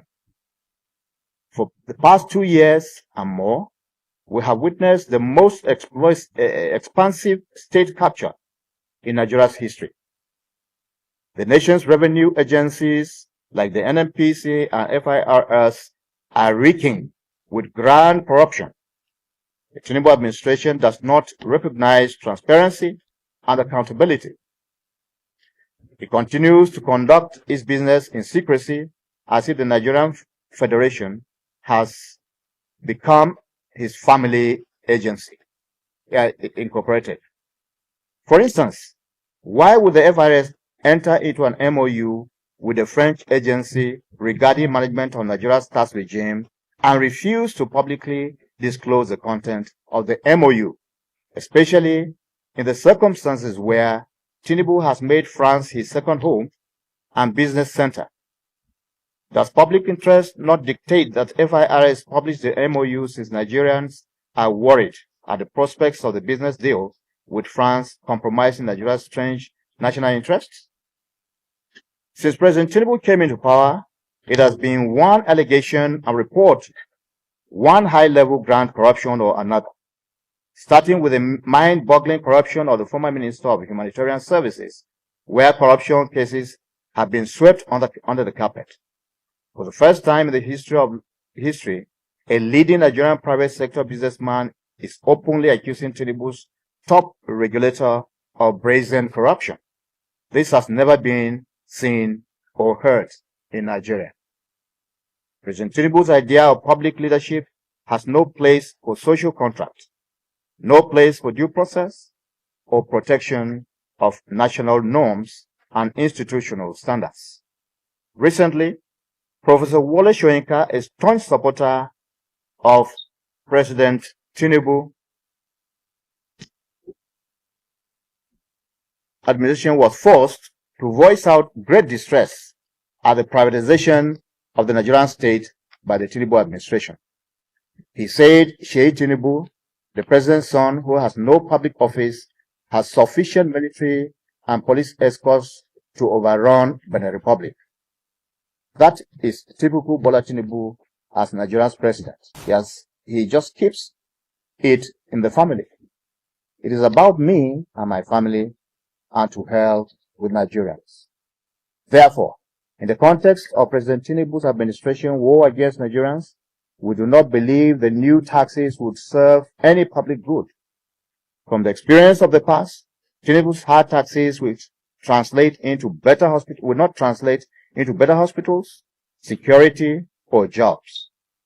Nigerians are being asked to pay more without being promised anything in return. This tax drive is not different from the reckless removal of fuel subsidy, where the resultant gains, which are unaccounted for, rather than being injected into productive economy for the benefit of the citizens, is being deployed to funding the flamboyance of a bloated government, cronies, and families. The opaque outsourcing through an MOU with the French concern is a disturbing indicator that no accountability is intended. President Tinubu is not focused on governance, he is focused on brazen exploitation. We reject this task because the timing is cruel and the logic is irrational. Fuel subsidy removal, naira collapse, food inflation, and rising electricity tariffs have already pushed households and small business to the edge. Introducing an aggressive tax regime now not only shows but indeed confirms the widely held belief of a government dangerously out of touch with reality. As an oligarch and authoritarian, President Tinubu, by this tax plan, concentrates enormous powers in the hands of revenue authorities in a country with weak safeguards. Account access, which is already being enforced, penalties, and automated enforcement without strong oversight invite abuse. When citizens fear the taxman more than they trust the government, something is fundamentally wrong. Now, our demands. The national opposition movement demands 1. The immediate suspension of the tax plan's take-off date.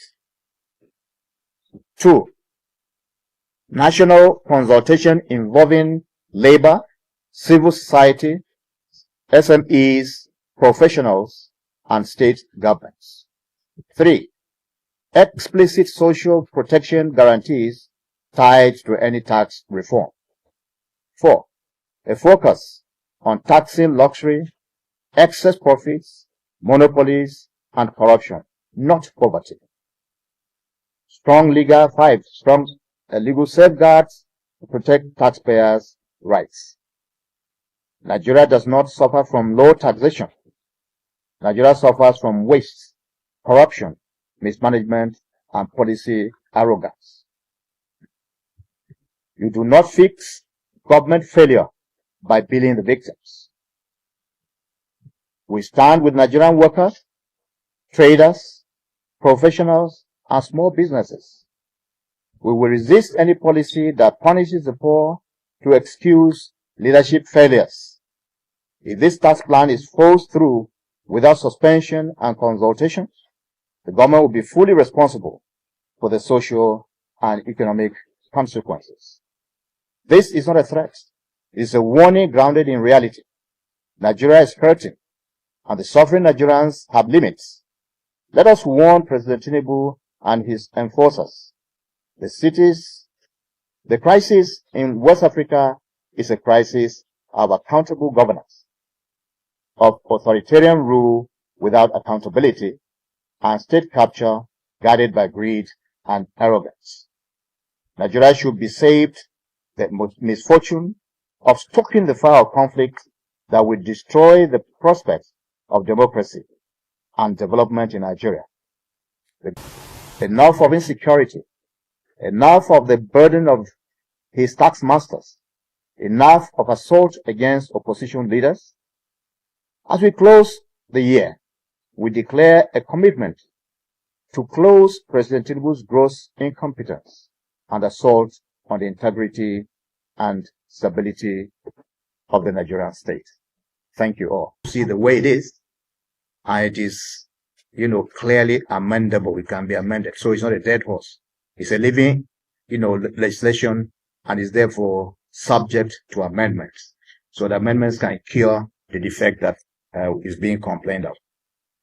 Now, the question, was there any legal input from this particular body Incidentally, at the time that was done, this body was not in existence yet. But at different other fora where some of the members of this body belonged, they had made their inputs.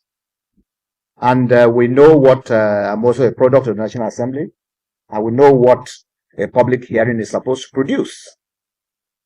You've just been told that even what managed to be passed by the National Assembly is different from what was accented to as law and then gazetted. So the suspicion of fraud just runs across the entire process.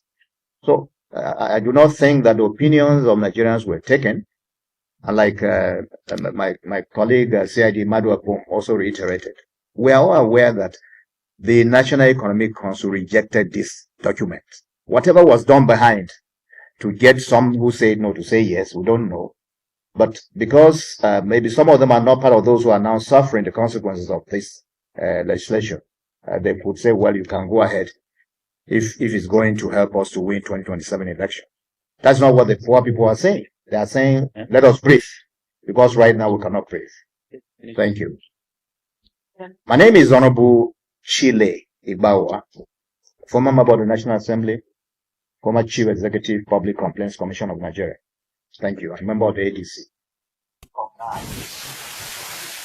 Nation that is blessed, human and material resources. Now one of the most indebted nations on earth. No thanks to President Bola Ahmed. Within 2 to 3 years, we have borrowed more than all the governments together from 1960. And what is he borrowing for? To siphon the money away. We had about 17.2 trillion naira to watch pipeline. And these same people we are complaining, they are paying 7 trillion naira a year for subsidy for Nigeria. Is absurd.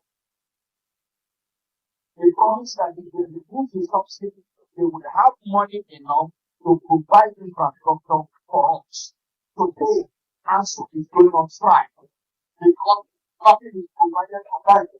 Every resistance that is constitutional. And it must be noted that in spite of the fact that Nigerians have come out repeatedly to talk about how difficult this is going to be and how they do not agree with this particular law, it has been hard, and that help bend attitude to take it on. We start looking at the suffering of the people. Resistance is allowed within the law, and that is what must be done. Thank you. With the first attack on the psyche of Nigerians on the 29th of May 2023, with the announcement of the inhumane policy of subsidy is gone, Nigerians tolerated it, thinking maybe there was indeed something genuine that will come out of it. And the government has taken Nigerians for a ride and continue to consolidate on that with other inhumane policies as enumerated in the text. Now, the latest onslaught, which is not only now on the psychology of Nigerians, but democracy itself, is the gradual erosion of democratic tenets by converting Nigeria into a one state, and then the subsequent attack now on democratic tradition. So the coming on board of this group is to inform Nigerians that our silence has been too long, and we intend to hold this government into account. We are going to take the government step by step and hold the government accountable, especially on some of the policies. It is common knowledge that we have met new resources from May 29 to date, but we have also borrowed so much money, again, within this same period, and yet Nigerians cannot sleep with their eyes closed. There are no schools. Our roads are not usable. There are even no hospital. So if we have made so much revenue, and we have also borrowed enough. Why are Nigerians still suffering? Yes, I am with them. I am with them. We will not allow Tinubu to have rest. We will not allow a criminal in Aso Rock to have rest.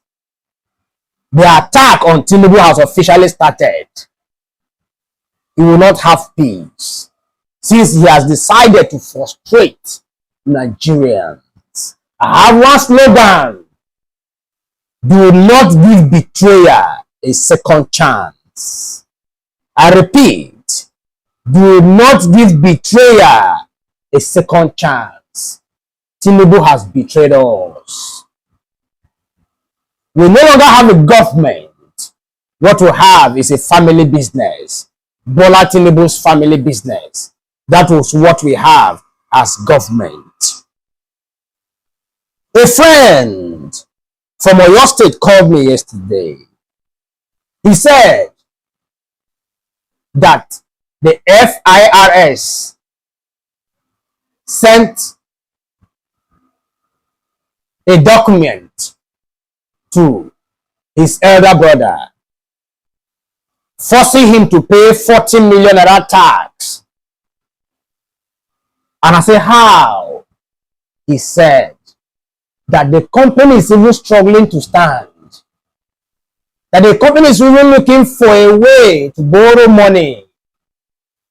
And they want to tax that company because the company has beautiful buildings that is not functioning. What a country. What a funny country. Do not give betrayer a second chance. That is my slogan. People, they ask you question.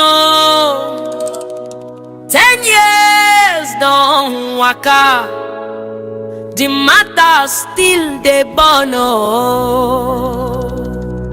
We dey hear for streets say trillions don't miss. Who go answer us?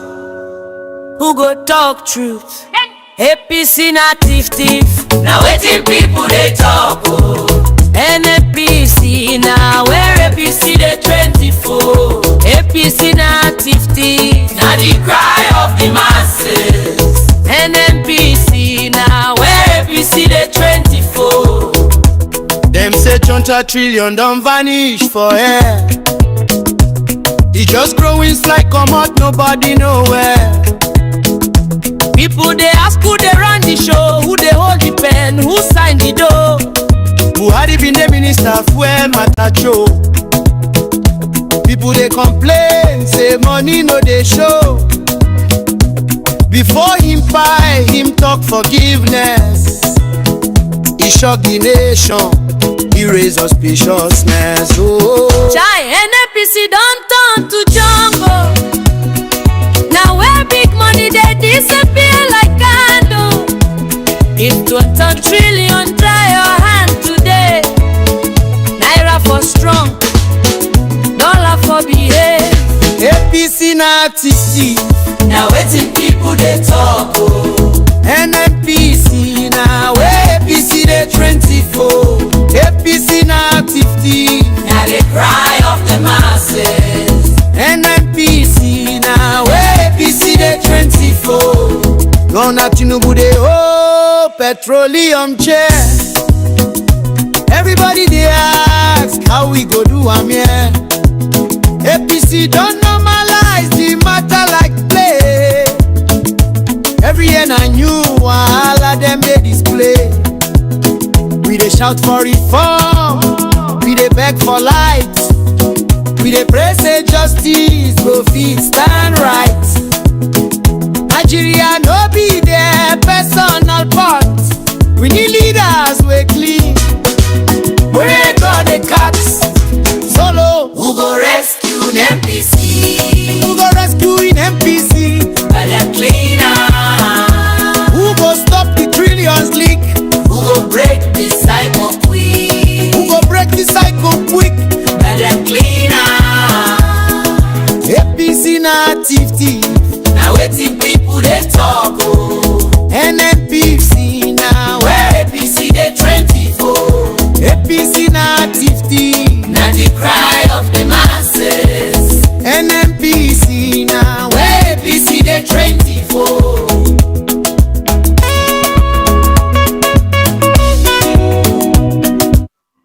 APC na thief. Now waiting people they talk. That is the title of that song. I don't know what I'm still waiting for. Why I've not published all the songs yet. APC na thief. I am not alleging. I am saying APC are thieves. That is who they are. Do not give betrayer a second chance. If you give betrayer a second chance,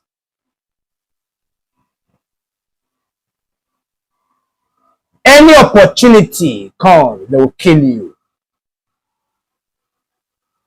If your wife cheats on you, me, I will never forgive. I will never forgive. And me too, I will not cheat. I will never, ever give a betrayer a second chance. And APC has betrayed us for 10 years plus. Let's watch this video. Let's watch this video. Well, banditry is a business of the APC. This APC, like this Bola Tinubu, it is their business. How do I explain to my child that there was one man called Nnamdi Kanu who was agitating for Biafra and was traveling from Finland and different country, and the Nigerian government went to Kenya to catch him. They went abroad to catch him and brought him to Nigeria, put him in prison, and the man is suffering. While the bandits in Kaduna, Sarawa driving Okada, that does not have international passport, that cannot speak simple English, is there, and Nigerian government cannot catch a person. 1 year ago, 2 years ago, 5 years ago, when there's been in Nigeria that we expect the negative dimension.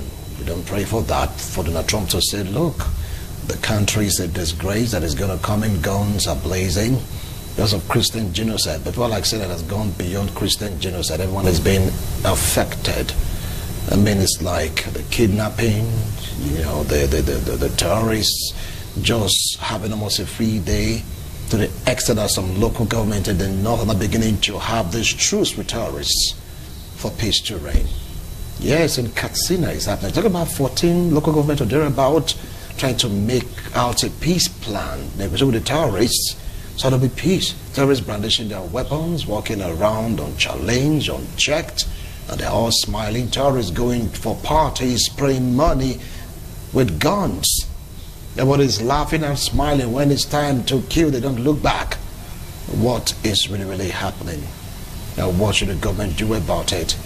Me in the studio have they call it the voice of the masses. Yes, political analyst, political affairs commentator. Join me to welcome Comrade Roy Rimabo. Thank you so much for being here. Thank you for having me. Good morning, listeners or watchers. You're right. And of course, I have Shedrack Dubai, political analyst, political affairs commentator, and one time an SA, right? Special advisor. Special advisor, yes, to Governor Gordon Obaseki. And what again that year? Special youth affairs. Youth affairs. Yeah, thank you so much, Shedrack, for being here. Good morning, sir. It's a pleasure being here right now. All right, let's dive into the issue right now. Nigerians are worried. It cuts across party divide. Even the APC members are complaining, PDP members are complaining, ABGA members are complaining, Labour Party, ADC, you just name it. It's like it's affecting everyone, irrespective of political divide. Let me start off with Roy Oribabo. Now, what do you feel about this trend? My feeling is disappointing. You know, because today there is nothing you can really celebrate about Nigeria. There is only time you open your television or you open your phone, what you see is something that is demoralizing, disheartening. You know, there's serious flight. People are being threatened on a daily basis because of actions and inaction of government. Insecurity have bedeviled this country, and the government is not bothered about it. It's very sad. And these things are affecting the commoners. So that is, as the voice of the commoners, the insecurity is mostly affecting the commoners. The bourgeois are not, they are not really very bothered. You saw the one of the former deputy speaker in the House of Rep. You saw his position that when he said the president said he wants to withdraw security for the VIP. You can see the way the man was lamenting. But he's not bothered about the kind that is being suppressed. He's not bothered about Kabiru that is under captivity. He's not bothered about Osas that can no longer access his own farm. You know, that will tell you the demarcation and how the bourgeois view the commoners. Therefore, Nigerian government must at this time, I don't want to even continue to be taking Nigerian government because it appears they are overwhelmed. It appears Nigerian government does not have what it takes to fight this insecurity. And I believe the reason why there have never been a sense of purpose, there have never been sincerity of purpose, there have never been a concrete arrangement for the government to drive the process. How do you wake up? And that's the reason why the former president of this country, Buhari, when I received the report that he was dead, I find it difficult to forgive him till tomorrow. Immediately, because the atrocity that man committed in this country, where he have to demonstrate an the character, that any manner of persons can just because the former Boko Haram, once they say they have embraced salvation, they have forgotten what they hit at. They call it repentance, Boko Haram. And you start absorbing into our security attitude. I think that's the beginning of our problem. We must need to go back at this material time, to go and revisit it. Because that singular action is what we are repeating. There is no place you can conveniently go now. You want to sleep with your two eyes closed. As remote as my village, we can no longer sleep with our two eyes closed. Where are you going to? You are going to Benue Street. They can't go to farm. You go to Pretu, they can't go to farm. Sokoto, you can't go to farm. You go to Kwara, you can't go to farm. You begin to ask yourself, where is the hope? Where are we headed to in this country? And you don't see that action from government to say, well, what do we do? And I believe the reason why government is not too much bothered because they are not affected. Government is not, those in government, they fence their house around, the highest network of security is around there. Therefore, the bandits, the terrorists, the Boko Haram cannot have access to them. It is the commoners that are suffering. It is the commoners that are dying. It is the commoners that are being kidnapped. Very just now, we saw a trending video of a husband and wife that was kidnapped in Edo State. What does that show to us? Even within you are sitting down, people are telling you to go and bring 50 million in present day in Nigeria. People are telling you to go and bring 30 million. You begin to ask yourself, where are we headed to? And the government is not even bothered at all. You see, government will just abandon that and be discussing another. You watch in National Assembly, where the senior president was saying that the mother of the country is calling the legislator to come and have a dinner with her. What does that show to you? That this is the height. Nigeria have never got to this level where those you elected to manage our resources for us, they don't care. They have never shown any sign of love for the people. It appears it's a total war that they even declared on us. I don't want to say it is the bandit, the Boko Haram, the terrorists. It is the government that have declared war on the people of Nigeria. And the Nigerians need to take it at that, because now there is no need for we pretending about it. The central can no longer hold now. Things are falling apart. It's affecting all of us. It is only the bourgeois that have been secure, those in government. You know, and that's the reason why I'm happy that like my friend who said, they have been government, you know, he should be able to also have the security. I said, no, some of you know, because it's a terrible thing. Those who are in government who have been there, they look at us as if we are subhuman.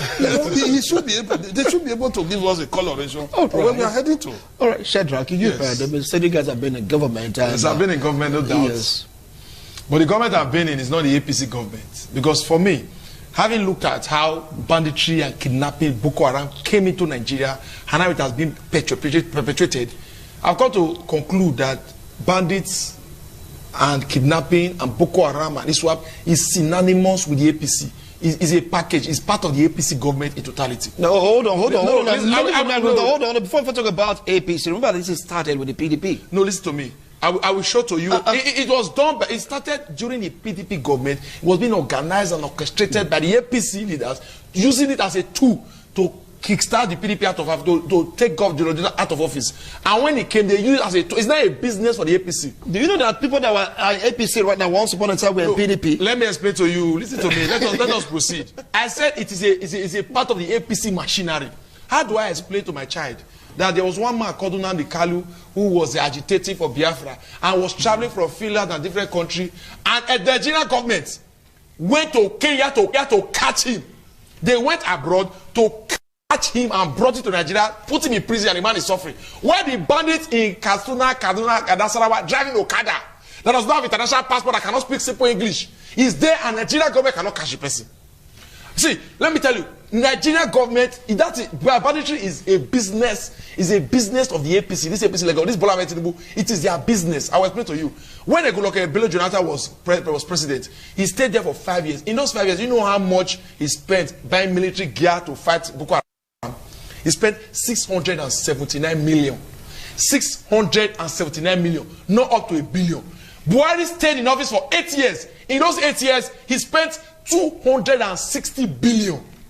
Jonathan in 5 years did not spend up to 1 billion. Buhari spent 260 billion. Guess how much Tinubu has spent to fight insurgents instead of buying military weapons and gas? Tinubu in 2 years has spent 559 billion. If Tinubu is not the owner of this industry they call banditry and Boko Haram, why is he not making profit from it? I've been coming to ITV. I've never seen Chief Gbedejo one day here. But Adwan is one that owns this place because his money goes to his pockets. If one can put the presidency and Buhari and Tinubu be the one benefiting from banditry and kidnapping, and they make it look as though they are not the owner. If they own the business, that's why they are the one profiting from it. All right, hold on. Let me give you. Hold on, because we don't work by propaganda. I'm telling you that they spent 559 billion. Hold on. They spent 559 billion to fight against banditry, equipping the military. What is bad in it? That's the same thing we are telling you now. They felt that what is now the outcome of that fighting? What's the outcome? How many have they caught? How many have they bombed? A government at this level will sit down and carry state resources and go and pay ransom and come back and tell you that they were not able to bomb them because they saw where they were hiding and they were children there. When you paid and they released the children, you didn't go back to bomb. See, this thing we can begin to deceive ourselves. They can make us look as though we are foolish, we don't have sense, but we know we do have sense. Let me explain to you. How can you explain this fact, for example, that this Tinubu-led administration, go and check the results that was coming out. All those areas where they have bandits, where they have kidnappers, that Boko Haram is charged, when they do election, they vote overwhelmingly for APC. APC will win there as though there are people residing there. But it happened also to PDP administration. No, I said it did not happen. Which PDP?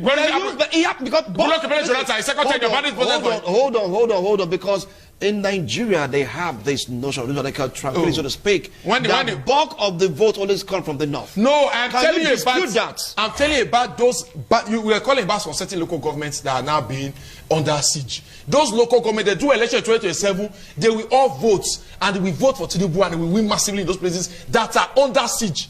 Let me explain to you. See, how do I now? When they talk, what are the solutions they are preferring? They say they should take away 5,000 police from VIP. They should add. Nigerian police is about 330,000 active in office. The Nigerian military is about 180,000.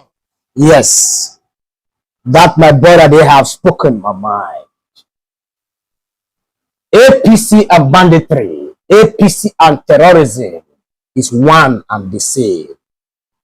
APC and forgery is one and the same. And that industry, that criminal industry, is owned by APC. If you think I am joking, who gave Miyetti Allah AK-47 rifles? 2 Miyetti Allah terrorist members were killed in Kogi State by Nigerian Navy. Some were arrested in Kwara.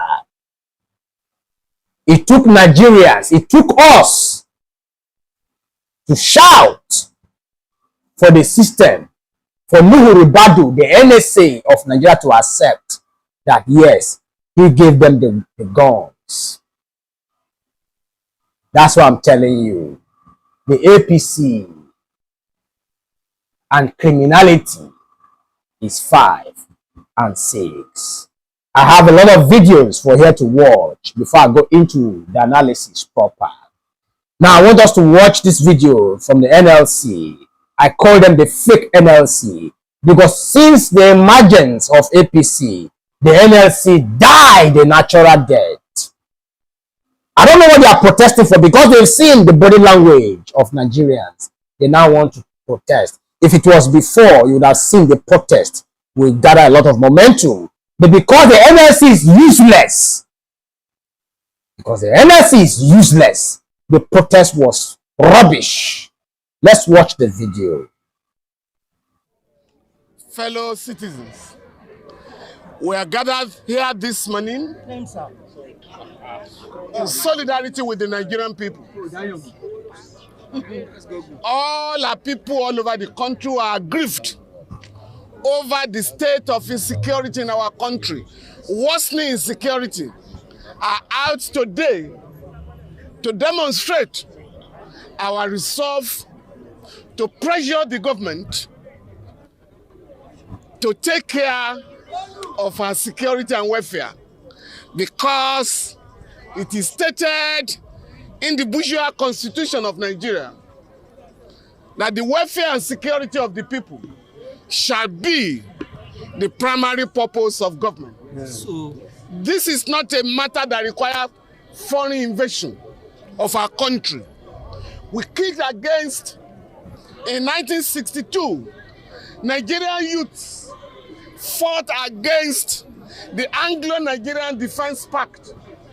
Since then, we have resisted any attempt by France and the United States of America to have military bases in Nigeria. This time around, we are telling the whole world that the government of Nigeria be pressurized to take care of our people. Nigeria has done it in other countries. Nigeria has gone to Liberia, Sierra Leone, and other places to restore law and order. Therefore, we have the human and natural resources to protect the life and property of every person living in Nigeria. We also want to show today that enough is enough. That enough is enough. As we move to 2026, we do not want to hear of cases of kidnapping, of banditry, of terrorism in our country. We are demanding today the immediate arrest and prosecution of the 400 terrorism financiers that were arrested by the Buhari administration in 2021. The federal government has refused to try them. We are demanding for their immediate arrest and prosecution. Second, you want to make the point that without addressing physical and social insecurity, you cannot solve the problem of physical insecurity. Do you understand me? Yes. Without creating jobs for the youth, without addressing poverty, you cannot abolish security in our country. Therefore, since the government has agreed and repeatedly maintained that with the removal of fuel subsidy and improvement in the production of crude oil in our country, the money that goes to the Federation account has increased phenomenally. As a matter of fact, whereas in May 2023, what the three tiers of government shared was 50 billion naira. Today, they are sharing not less than 2 trillion per month. Therefore, we are demanding for this end of the year immediate availability of palliatives for workers, for farmers, for traders, and other vulnerable people in our country. The government of Nigeria has enacted what is now called the National Social Investment Program Agency Act.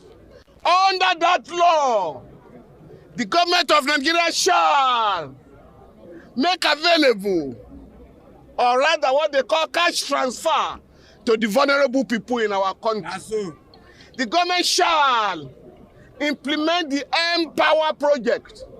The government shall make available a nutritious meal a day for all our children in primary schools. So when we are making this demand, we are simply asking the government to implement the laws of our country welfare laws in the country. Where we are gathered here in front of the Lagos State House of Assembly, the governor has presented his budget. We are demanding from the House of Assembly provision of welfare programs for our people. Yes. Do you agree with me? Yes. These people lost their voices when they supported APC and protested against the PDP. They gave PDP so much heat that we were proud of them. But they lost it when they supported thieves and criminals into the government. And they immediately lost their voices. They lost their voices. They were no longer able to defend what they stand for. And then gave the APC free hands to deal with Nigerians anyhow they want. I am asking myself, where are they getting this voice from now? Where is this voice coming from? Is it because they have seen the body language of Nigerians, that Nigerians are fed up and there is something big coming up? Is that the reason why they have decided to protest? Is it today that they are seeing, or is it now that they are knowing that there is insecurity in Nigeria? Is it today they know that Nigerians are facing hardship? With the kind of money that the system is looting every day, civil servants are supposed to be earning no less than 700,000 naira salary per month. How can a system that is claiming that they are making so much money yet can't even afford to pay Nigerian workers 100,000 naira? 100,000 that they cannot even buy a good bag of rice. They are claiming that rice is coming down. My brother, my sister, the rice that is coming down is not a good rice. I have gone to the market myself. Mama Gold is 100,000. In some areas, we get it 90-something thousand or 110,000. Can our minimum wage afford that? These same people that said APC, that PDP was criminals, they were stealing everything. Yet, our minimum wage was 17,000, and that 17,000 could buy 4 bags of rice. Today, our minimum wage can't even buy a bag of rice. Criminals in government. I played this video yesterday, but I still want to repeat it. I still want to repeat this video for one reason. And I'll give that reason in my analysis. Tax is a very simple thing. The more employment and robust your economy, the more you can earn from tax. You cannot tax unemployed people. If I cannot go to your village and tax people who are unemployed, you have 98 million people living under poverty before the COVID situation. Now you're going to have over 100 living under poverty. You're not going to tax them. If you want, it taxes like a bank account. If you want to withdraw more, you put in more. So if the government had done the right things, the more people you pull out of poverty, the more you can get out of tax. It's a simple thing. It's not a rocket science. I give you an example. If you look at, let me go back to a huge economy like China. China today finances their budget, annual budget of about 3.8 trillion from tax of 80%. That 80% tax, their MSMEs, micro small businesses, contribute over 50% of that 80%. So you're talking about 1.6 trillion because they have a thriving, robust SMEs. So the more you can put people, if you look at our tax net today, the people that are employed in Nigeria is about 50% of those that are supposed to be working. So if you put the other 50% into the net, you increase your tax overnight. So anybody who tells you that, oh, tax to GDP ratio, that is nonsensical. It's not an argument. It's a very sad argument. If you want more tax, give people job.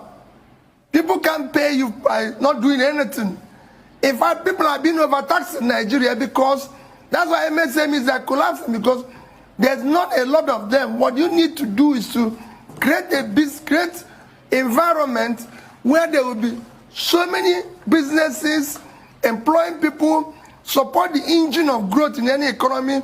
MSMEs, the more they can employ people, create jobs, the more you can be able to rake in more tax.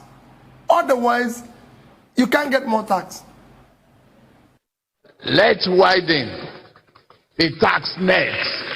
Those who are not paying now, if it is inclusive of Bola Tinubu, let the nets get bigger and we'll take in more taxes, and that is what we must do in the country. Tinubu promised all of us that he will widen, that he will reduce the purchasing power of the people and widen the tax net. Idiots that were there were busy clapping for him. They were clapping for him. And I asked myself, what are these fools clapping for? Somebody is telling you that he's going to oppress you. Somebody is telling you that he's going to strangle you. He's going to suffocate you. And you are clapping for the person. I am really surprised and amazed in the way our people think and behave. It baffles me seriously. Tinubu has not created any job. What job has Tinubu created? Zero. How many people will be proud to say my brothers or my sisters I am employed by the government? Zero. What has Tinubu done with the money, with the fuel subsidy, electricity subsidy, and health subsidy? What has he done with the money? Zero. All the money find their way into individual pockets, yet they want to tax us. And the funny part of it is, they still want to strangle us, despite the fact that they have caused us all this hardship. They still want to tax us. That tax will not see the light of the day. Us, they have us to contend with. How many are they? How many are they who were able to stand our ground against the military? Is it these criminals in Aso Rock that we cannot stand our ground? Is it these criminals in Aso Rock that will be scared of? They never see anything yet. They have pushed us to the wall. Even if you have a dog in your house that you have fed for 5 years, the very day you hit that dog, you keep hitting the dog and the dog keep running until it gets to a point where there is no space for the dog to escape. The dog will defend itself by attacking you, by biting you. We have been pushed to the wall by this criminal that called himself a president. And enough is enough. We can no longer endure. We struggle so hard to pay our children's school fees. We struggle so hard to pay house rent. We still provide our own power because there's no power anywhere. They still bring estimated bills running in thousands of naira. we provide our children, we pay our children's health care. We still struggle with bad roads. They still tax us. Yet they are not still satisfied with that. They want to tax us using France and some criminals from Lagos. It's unacceptable. A breach of privilege has been committed, or referring the matter to the Committee of Ethics and Privileges. Still, if the matter is raised in the Committee of the Whole, the chairman shall leave the chair on the order to report progress. Mr. Speaker, honorable colleagues, I'm here today because my privilege has been breached as a member of this all-important House, Mr. Speaker. Mr. Speaker, honorable colleagues, we passed the tax laws on this floor, and Mr. Speaker, I took my time in the last 3 days to look at the gazetted past copy, the vote and proceedings of the House of Representatives, and also went an extra mile to look at the vote and proceedings of the Senate of what was harmonized. Mr. Speaker, honorable colleagues, what I passed on this floor is not what is gazetted. Mr. Speaker, honorable colleagues, I have all the copies, but I'm coming under privilege because I was here, I gave my vote, and it was counted, and I'm seeing something completely different. So on that note, on this privilege, I will call on Mr. Speaker to graciously look at what was harmonized, what is in the gazetted copy, what was passed in the House and the Senate. You will find out what is before Nigerians, which is being sold to Nigerians at the Ministry of Information, which I personally went to buy the gazetted copies, are not what was passed. So there is no motion here, but Mr. Speaker, I'll be pleading that all the documents should be brought before the Committee of the Whole. The whole members should see what is in the gazetted, should see what they passed on the floor, so that we can make the relevant amendments. Mr. Speaker, this is a breach of the Constitution, this is a breach of our laws, and this should not be taken by this honorable House. Thank you, Mr. Speaker. I so move. Thank you, Honorable Abdul Samad. Your observation is noted and action will be taken. I assure you that. Thank you. For breach of... I played this video yesterday and I still repeated the same video today because yesterday's stream and today's stream have the same title. I want you to understand. I want you guys to understand how APC operates.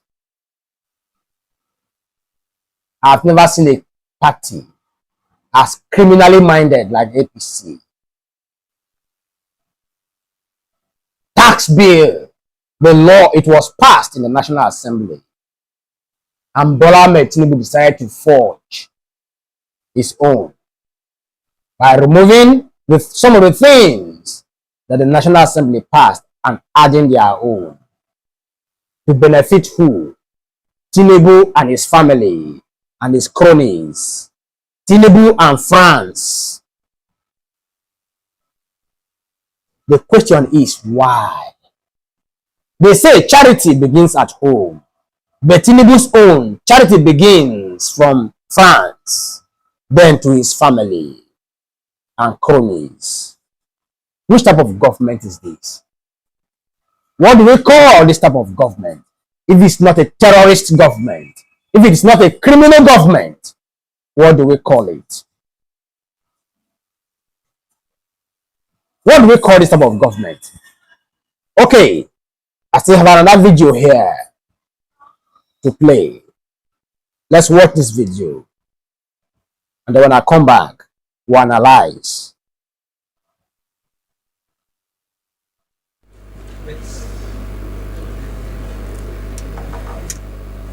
أعوذ بالله من الشيطان الرجيم بسم الله الرحمن الرحيم وصلى الله على نبي الكريم. Your Excellencies, distinguished ladies and gentlemen, I would like to, as others did, crave the indulgence of the conveners of this very important occasion to respectfully stand on the established protocol. But that notwithstanding, I think I'm under obligation recognize the presence of His Highness, the Emir of Argungu, Alhaji Muhammad Ismail Emera, who is here present. I do that especially because I am respected a traditional title holder under his kingdom as the Latun Kangiwa in Kebbi State. I pay my respect to Your Highness. I also extend my special recognition to Pa Lai Balogu, Pa Baba Akande, who is also here, our leader, and remains our leader forever as far as Nigerian political architecture is concerned. I pay my respect for Akande. Distinguished ladies and gentlemen, I would like to be as brief as possible because I'm here perhaps in two respective capacities. One, I'm here for and on behalf of the Northern Regional Caucus of the members of the House of Representatives in the 10th House of Representatives, led ably by our able Speaker, Right Honorable Tajuddin Abbas Ian Zazo, GCON. I'm here on behalf of my members, the members of the 19 northern states that are representing our people across party affiliations in the Federal House of Representatives today.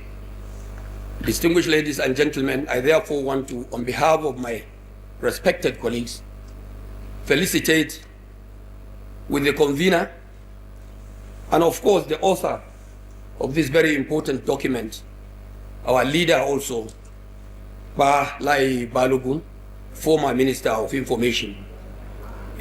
Fa Lai Muhammad. Lai Muhammad, sorry, with due. Fa Lai Muhammad, who is the immediate past Minister of Information, Federal Republic of Nigeria. We congratulate you for coming up with this professional document as your contribution in the space of communication and media business in Nigeria. I am particularly concerned about the document because I am also one of you in the fourth estate of the RIM in the media business and media management in Nigeria. I was a student of mass communications in the famous Bayero University, Kano, where I graduated with a first-class degree in mass communications. I have not had the opportunity to practice extensively in the system because immediately after my National Youth Service Corps in Borono Radio Television Corporation, when I came back home, Dogwa in Kano State, I got elected to the Federal House of Representatives in 1990, straight to the House of Representatives. And since then, by His grace, Allah subhanahu wa ta'ala, I've remained within the space of Nigeria's legislature, doing my little best. So sorry, that wasn't the video I wanted to play. So sorry about that. Let me play the video. Right now, funding is fully available for the 2024 capital budget that has been finalized and is in the gateway up to September. Funding is available for a portion, and the other portion, the plan is to roll it over to 2026 budget. Likewise, for the 2025 capital budget, funding has been made, warrants have been issued, and funding is available for 30% of that budget, with the plan, with the cooperation and the support of the National Assembly to roll over the 75%. When we look at borrowing, we have roughly 152 trillion naira outstanding. And that figure was about 70 trillion naira in 2023 or so. But what accounts for the difference? 30 trillion, as we all know, was the bringing into the light, bringing into the books of the government of ways and means that were previously just ignored and kept outside. Another 50 trillion was accounted for by the fact that the exchange rate doubled. I mean, central bank in its monetary policy focused on clearing backlogs and bringing in foreign reserves, and we know how successful they have been. So of 152 trillion naira, 80 was essentially not new borrowing, it was more regularization and adjustment. All mentioned here today that we have 2024, we are in 2025, but you have 1 year revenue, use it to manage 2-year budget. So even if you met the 1 year revenue, how will you hear the Honorable Minister say, I'm paying 2024, whereas you are taking 2025 revenue to pay 2024. So when Mr. President said, when we said, because as of the work we've all done, that we've met revenue target, which is annually, but you are using 1 year revenue to manage more than 1 year budget. That is why you are seeing the outstanding, and which is what Honorable Minister is trying to do. That now let's have a consolidated budget. So because if I have 1 year revenue, let me use it to manage 1 year expenditure. But in a situation that I have a year revenue to manage multi-years revenue expenditure, we will continue to have this imbalance. Macroeconomic reforms, some of the measures we have taken. Nigerians, you can see the criminals Tinubu is working with. Tinubu claimed he has met the revenue target, yet the budget of 2025 is not active. It's not active, and they have presented another budget today. What a country. With all the borrowings, anywhere Tinubu faces, he borrows. He goes left, he borrows. He goes right, he borrows. He goes up, he borrows. He goes down, he borrows. Yet, we are still having problems with our budget. He surrounds himself with people that know nothing about the economy. We have CBN governor that doesn't know anything about governing central bank. He's Tinubu's Lagos boy. We have another useless one, Wale Edun, finance minister, who knows nothing about finance. He couldn't even defend. What a country. We have 2 more videos to watch. This one is a battle between the NBA and police. I was supposed to play this video yesterday, but I didn't play it. So, let me play it today. Ladies and gentlemen of the press, you're welcome to a face-to-face engagement with the press. Would also be much more opposite in the circumstance we have found ourselves. I refer to the notice by the police which came out last night, informing the public of the purported decision of the police to resume or reactivate the police policy on tinted glass approval. Now, the policy first became known to the public in April, and it was extended to commence on October 1st. Now, because of our belief that this policy was unconstitutional, was unlawful, the NBA went to court. And through the section of public interest and development law, SPIDL, and also some of our members, and our NEC resolved also to support these lawsuits. And the court in order that the status quo be maintained. And consequent upon that, the police reached out to us and we had an engagement with the police where all the parties agreed that that policy implementation be stopped. So we await the outcome of the legal challenge to the same. And before I continue, I would like to say a few things. We believe that the National Assembly lacks power to make that law. pursuant to which the police issued the policy. We also believe that, assuming without considering that the Nigerian police force has the power to, the National Assembly had the power to make that law, and that the policy given by the police as a regulation was lawful, that it was also ultra vires the police to make it, and that it was a money-making venture by the police. First of all, let me start by noting the Nigerian police force is a law enforcement agency. It is not one meant to generate revenue. And it is more worrisome that the policy implementation requires that the money be paid into a private account. There is no indication that this is being done as a public-private initiative, which will require that the concession agency will give a concession. There is no indication as to the transparency. There is no indication as to what happened to the earlier permits given by the police. And assuming it is, according to the police, for security reasons that they are doing this, what happened to the validity of the earlier permits granted by the police? Why do you have to renew it? And we believe that the police is setting up members of the police and empowering policemen on the street and on the roads to extort money from civilians and harass them.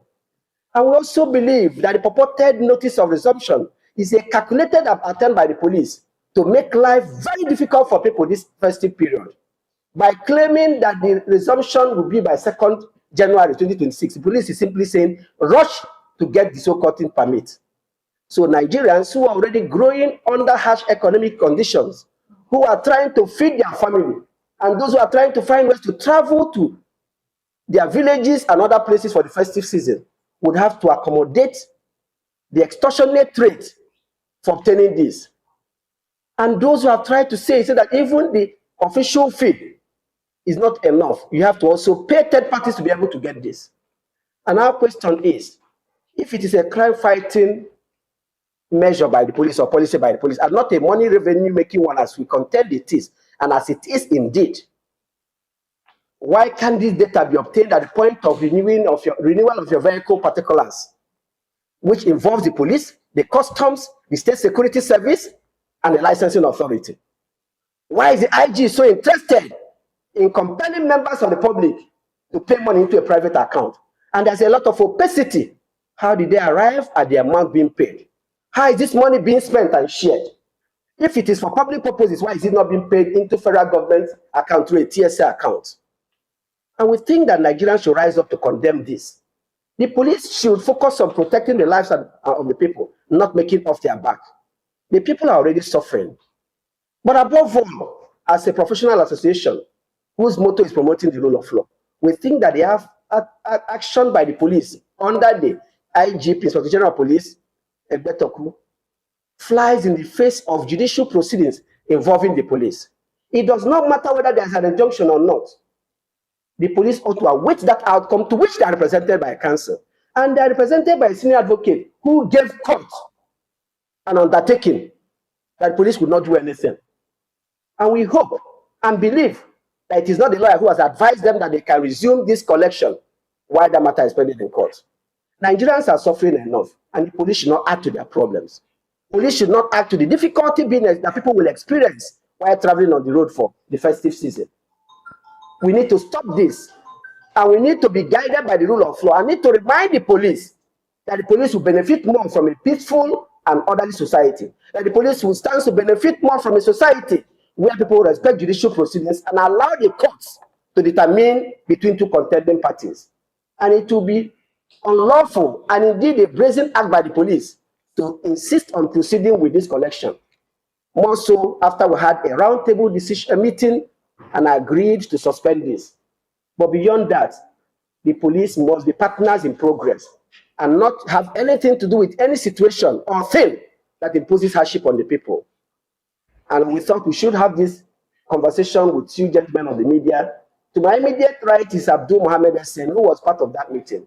In case my recollection of what took place that day is wrong, he would correct me. And also the Assistant General Secretary Barnabas Ehi Henry.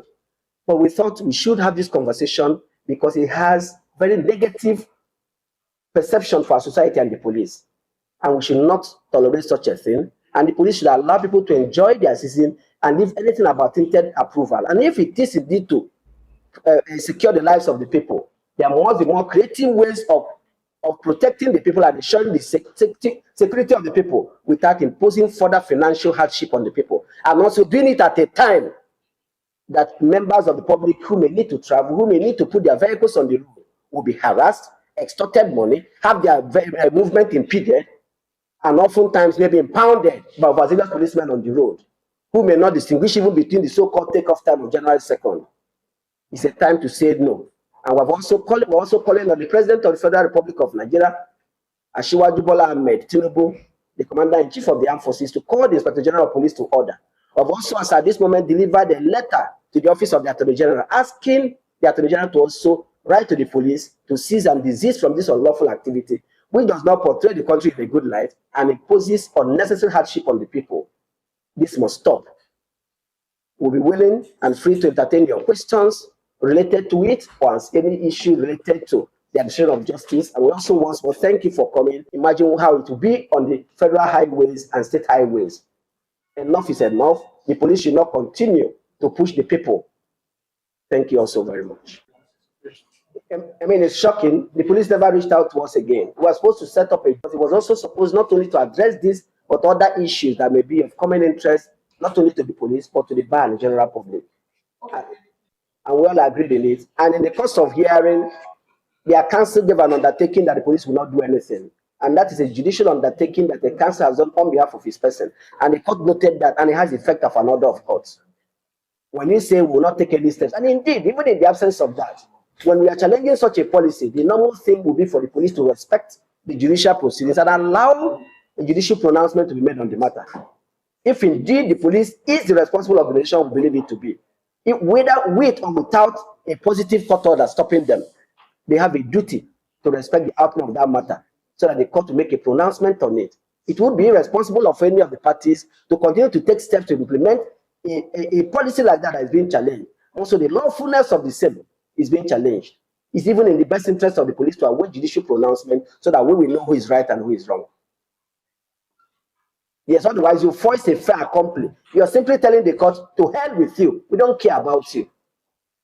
And no police force should be seen to be saying that, because the breakdown of law and order in the society does not benefit any person, especially the police, which will have the onerous task of restoring order to society. To you. So it's you know who is fooling who. It's a scam. And we should call it out for what it is. How did they arrive at the choice of that company? What is the company doing for them? How is this money being shared? Why is the money being paid into a private account? How did we get there? If it is about fighting security and people already had that permit, why are you, by one sweeping statement, revoke them and require them to come back for data you're supposed to already have? How? It's a fraud meant to line the pockets of a few persons and thereby break the backs of Nigerians who are growing under the economic situation we find ourselves in. And we shouldn't allow that. It's a scam. Thank you. Indeed, it is a scam. It's indeed a scam. We have been battered left and right. Landlords are increasing their house rent. Shop landlords are increasing their house rent by 100, 200, or even 500%. Food prices are high. Schools are increasing school fees. Yet police will not allow us to breathe in this country. You buy data, 50,000, 2 days is finished. Multi-choice DSTV increase their subscription. All on Nigerians. NCC will sue MTN, defeat MTN in court, and fine MTN 500 billion. MTN will turn back to us and bill us to pay. Other countries are protecting their people's rights. Nigeria is selling us out. When the leader is a criminal, what do you expect from the system? Is police a money-making force? Is police supposed to be making money? The answer is no. The job of the police is to protect the people.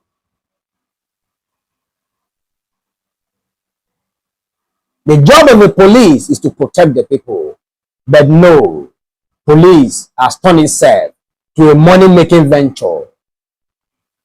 Husband and wife will have issue. They will go to police. Police will say, bail yourself 500,000.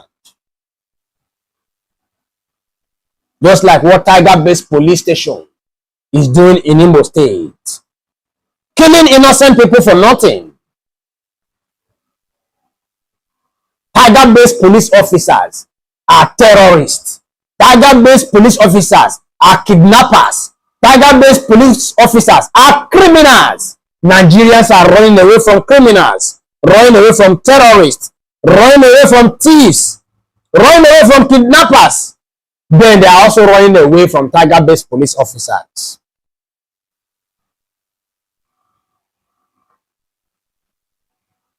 When Tiger-based police officers arrest you, they will beat the hell out of you to confess to something you know nothing about. And then ask you to bring 5 million or 10 million naira for bail. That is what they are doing in Imo State. There is reign of impunity in Nigeria because the number one man is a criminal. The number one man is an Agboro. So we have government of Agboros. We have government of Taos. A government that prioritizes criminals, Taos, thugs, instead of hardworking Nigerians. He said everything during his campaign, but some idiots thought everything we were saying, that we were speaking trash. He said we will labor in vain, that Nigerians will labor in vain. He said it during his campaign. He still said, after saying we will labor in vain, he still said he will reduce the purchasing power of the people and widen the tax net. And Nigerians were just clapping for him. Are we not experiencing the thing today?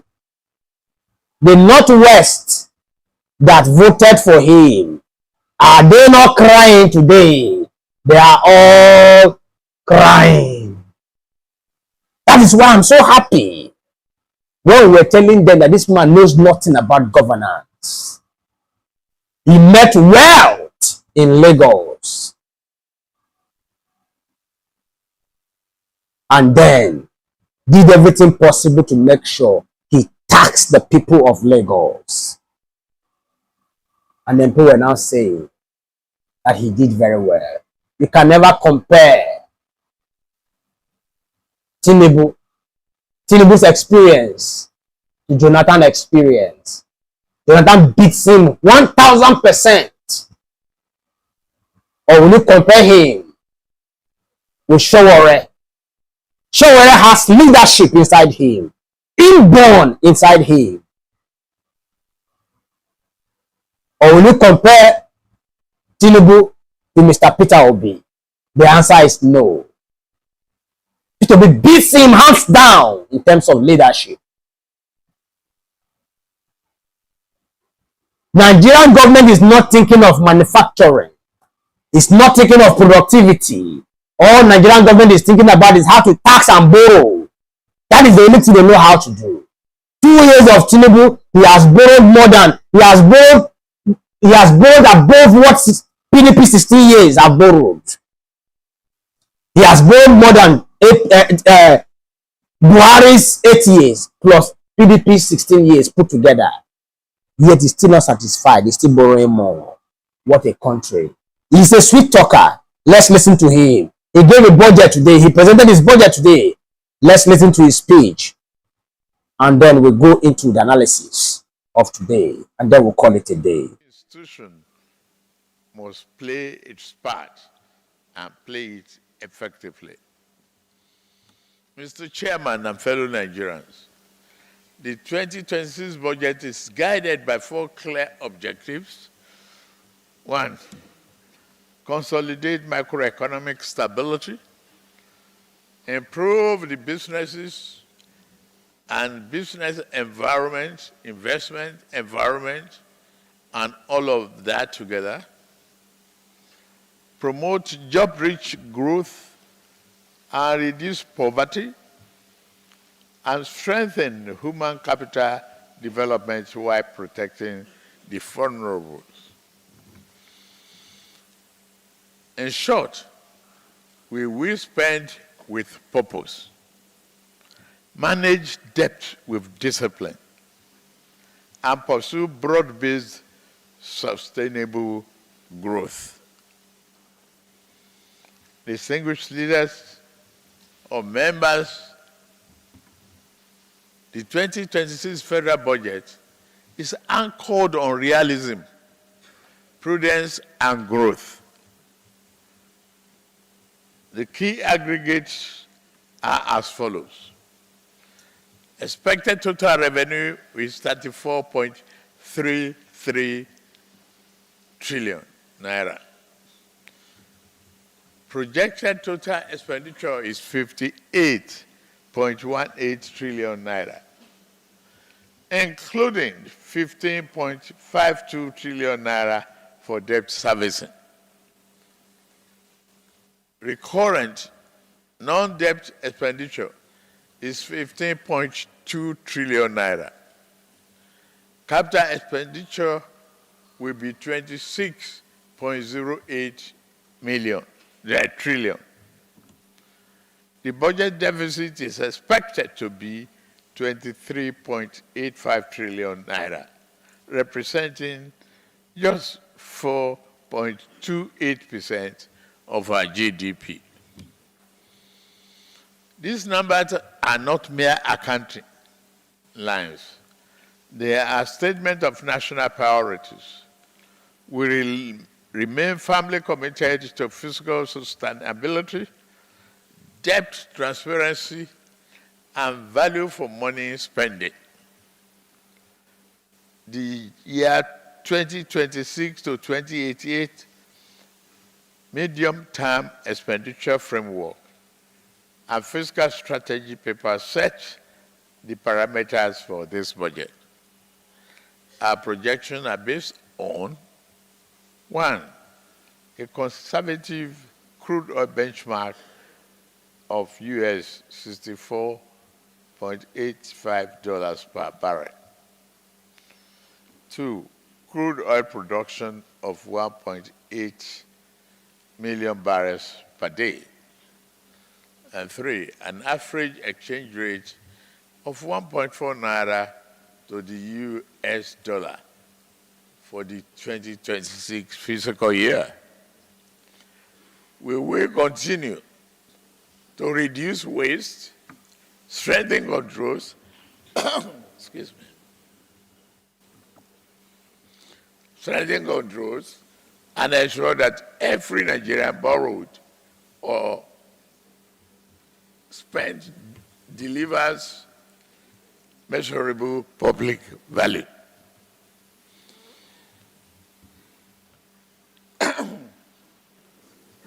Our allocation reflects the Renew Hope agenda and the practical need of Nigerians.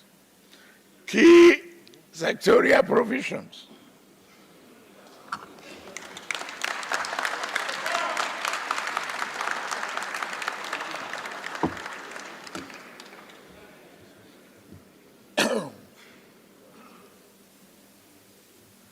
Key sectorial provisions include defense, security. Defense and security will take 5.41 trillion naira. Infrastructure will follow with 3.56 trillion naira. Education will follow with 3.52 trillion naira. Health and social services will be 2.48 trillion naira. These priorities are interlinked. Without security, investment will not thrive.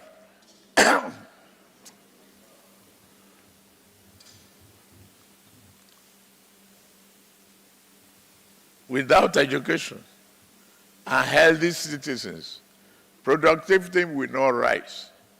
Without infrastructure, jobs and enterprises will not scale. This budget is therefore designed to provide a single coherent program of national renewal, a national security and peace building. National security remains the foundation of development. The 2026 budget strengthens support for modernization of armed forces, intelligence-driven pricing and joint operations, border security, and technology-enabled surveillance and community-based peace building and conflict prevention.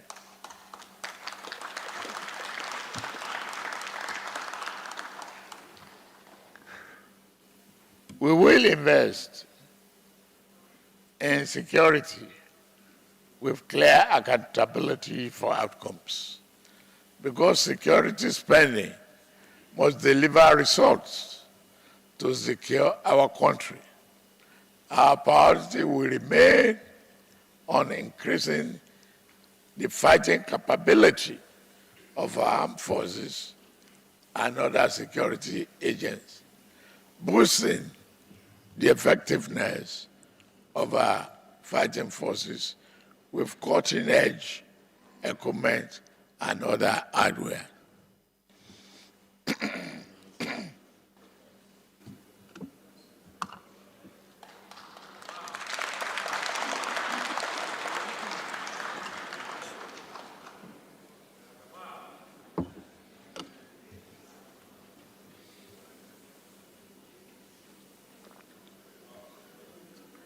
We will show no mercy. We will usher in a new era of criminal justice. We will show no mercy, I repeat, to those who commit or support acts of terrorism, banditry, kidnapping for ransom, and other violent crimes.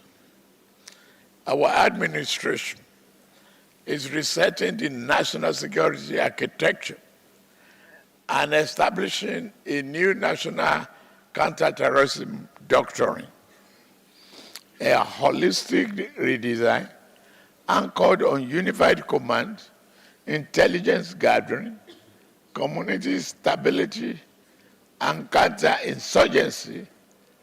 This doctrine will fundamentally change how we confront terrorism and other violent crimes. Under this new architecture, any armed group or gun-wielding non-state actors operating outside the state authority will be regarded as terrorists. Bandits, militia, armed gangs, armed robbers, violent cults, forest-based armed groups, and foreign-linked mercenaries will all be targeted. We will go after all those who perpetrated violence for political or sectarian ends, along with those who finance and facilitate their evil schemes.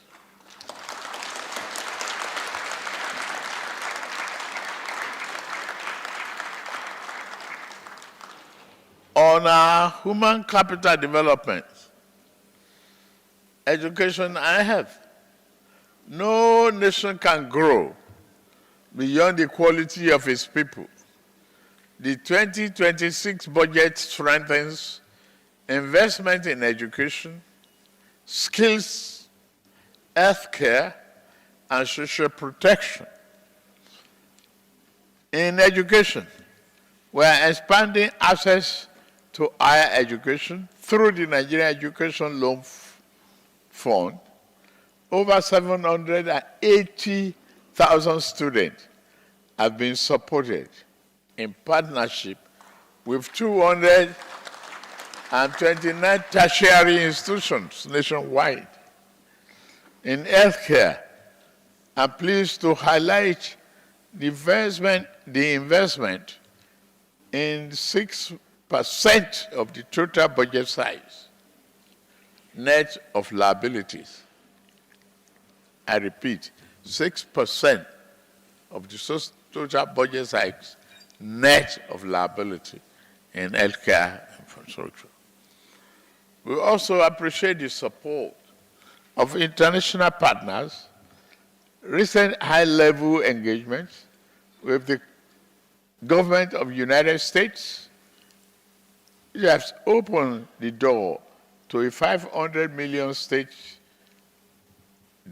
US dollars for health intervention across Nigeria.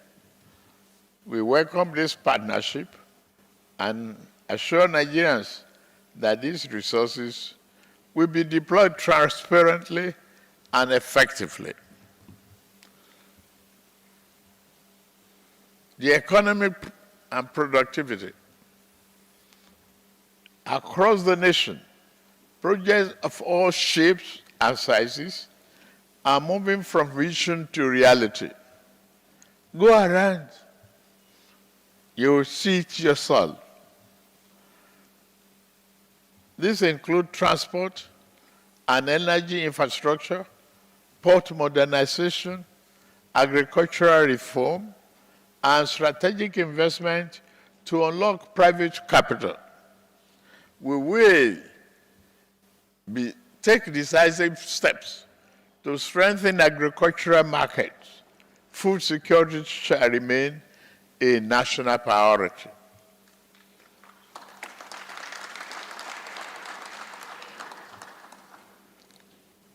The 2026 budget focuses on input financing and mechanization, irrigation and climate-resilient agriculture, storage and processing, and agro-value chain.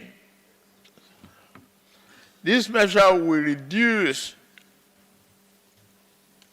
post-harvest losses, improve incomes for small-scale holders, deepen our skill, deepen agro-industrialization, and build a more resilient, diversified economy. In year 2026, the Bank of Agriculture plans to plant confidence back into our soil. Mechanizing through 7 regional hubs, protecting harvest with fair prices and substantial reserves, providing affordable finance to millions of small holders and growing export value. Under the plan, Nigerian farmers will cultivate 1 million hectares, create hundreds of thousands of jobs, and prove that prosperity can rise through better use of our God-given land.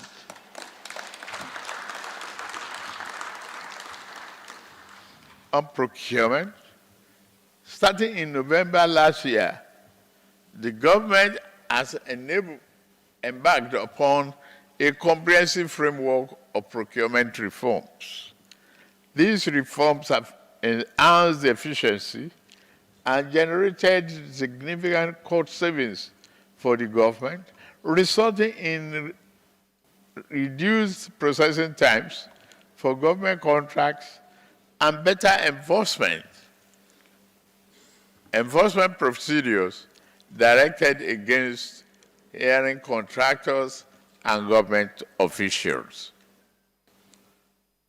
Our Nigerian First policy has been established to encourage self-sufficiency and sustainable growth within Nigeria by promoting domestic products and businesses, by mandating that all ministry, departments, and agencies of government, the MDAs, consider Nigerian-made goods and local companies as their primary option.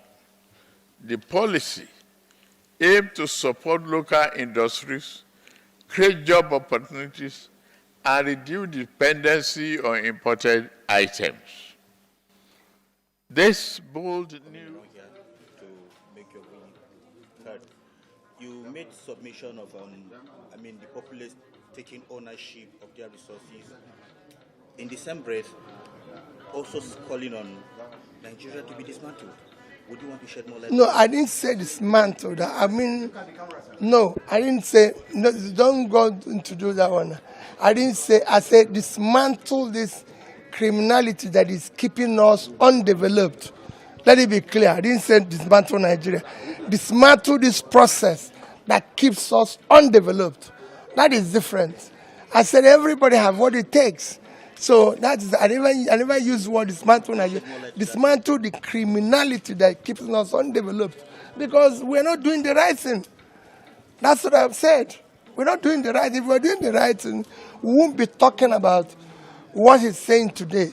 He's saying today, and I said it in my topic, that we have no reason to be poor. Because we're a nation endowed with great resources, physical, human, and everything. But we refuse to do the right things. Everybody knows that today that if you invest in education, the more educated you are, the more developed you are. You need to invest in health. You need to invest in pulling your people out of poverty. We have oil in Niger Delta. We have land all cultivated in the north. We have gold. We have everything. We have human resource. We're not tapping any of them. So why should we be poor? And I cited examples. So I've shed more light. I cited examples of nations who are smaller, who are living well and everything. Like he mentioned, Singapore, they invested in knowledge. And today they have one of the highest per capita. We have Netherlands, those who invested in their small land space. And today they have huge per capita. We have those who have oil. So, what else? Your Excellency, sir, this present government claims that they have done a lot to alleviate a lot of Nigerians out of poverty. And some people claim that measures taken by this present government ended up in the private pocket. Well, let me tell you, it is not something you claim. It's something you feel. How do you feel? Let's start with you. Economic progress or growth is not something you speculate or speak about. People feel it. It is about the human being. They are the ones who are going to tell you it's doing well, it's not doing well. That's all. If the people and if you're saying you're doing the right thing, but nobody is experiencing it, you're your own. Growth is not something you speculate. It is the people. When you talk about growth, it's about the people. It's about by your capital. You know, Nigerian per capita in 2015 was $2,600 and something. Today it's under 1,000. So where do you? It's the people. I'm sure all of you here would have been feeling it. Are you feeling it? So tell yourself the truth. The truth starts from me. Just like he wanted to say what I didn't say. That's not what I said. No, the clarification was clear. I said what you need to dismantle. We can't go to Ogoni land, take their oil, they are poor, their land is devastated, and we're talking about they're coming to negotiate. Negotiate what? We should be apologizing to them. What is your opinion of the performance of this government so far? The economy? I don't have any opinion. The opinion is the people. Just go. If you think it's okay, so be it.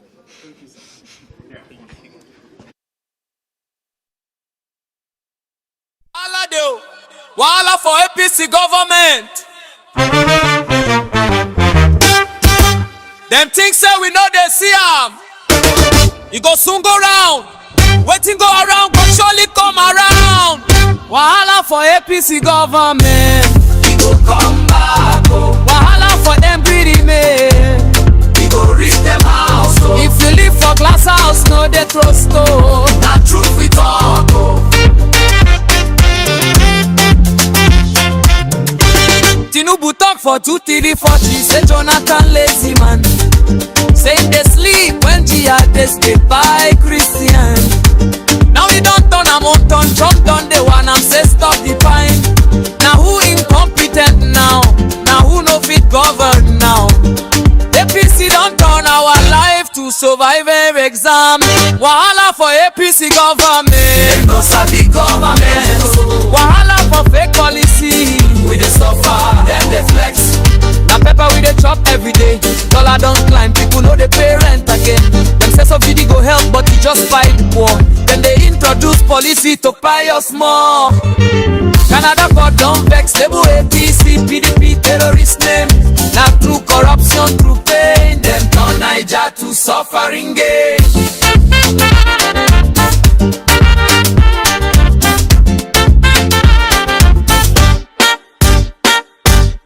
My people shine your eye. No be everything where shine the gold though.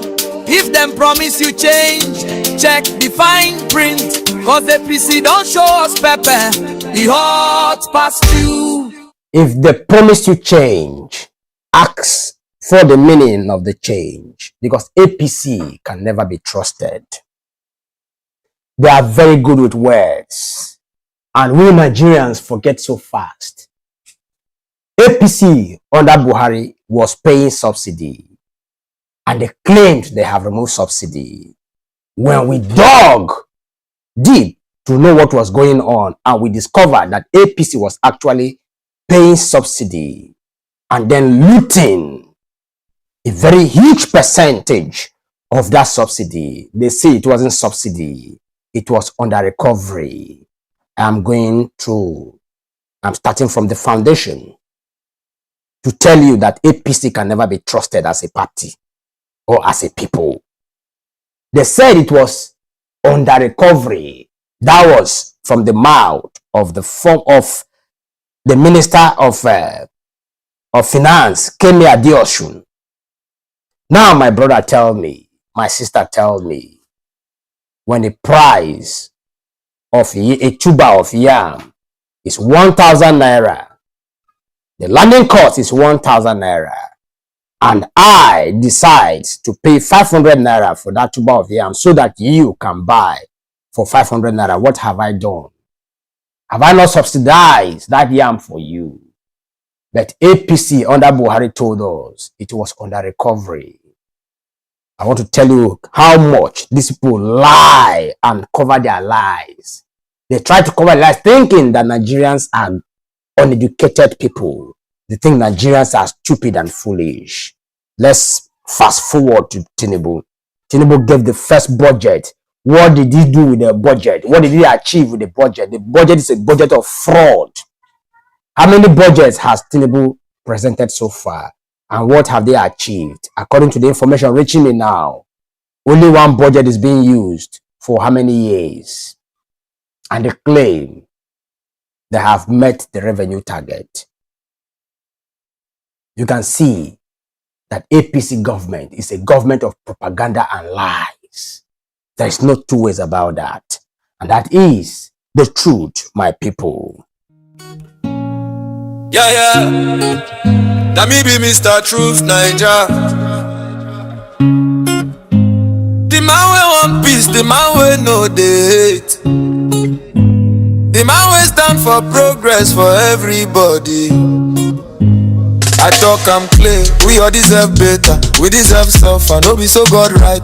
Now why Mr. Truth9ja they open him mouth? If it pay you, adjust your mind. Na truth I dey yarn, no be fight I dey find. We dey hustle for light, and they give us dark. We dey hustle for food, and they chop our part. But still, hope no dey die for heart. We go rise, we go shine. No force fit stop our time. Anybody where wish us down, we go jam reality ground. Make the fire of truth chase every lie away. Make the fire of justice burn the great way day. Anybody where they block our way, thunder of karma go show them say it go better for us all. Alright, today we are ripping into President Bola Tinubu's administration, its glaring failures, the economic team's incompetence, and the outright fraudulent tax bill that has got the nation in uproar. It's no longer news that the taxes under Tinubu smells like fraud, with him painted as a puppet, pulling strings for foreign interest while Nigerians suffer. But let's dissect this step by step, because the failures are piling up like unpaid debts. Is this government a masterclass in strategy or a masterclass in deception? Buckle up, my people. This is Tinubu's failures exposed, fraud, flops, and the fight back. Tinubu is a fantastic failure, and that is the truth, my people. This government, I don't tire for their matter.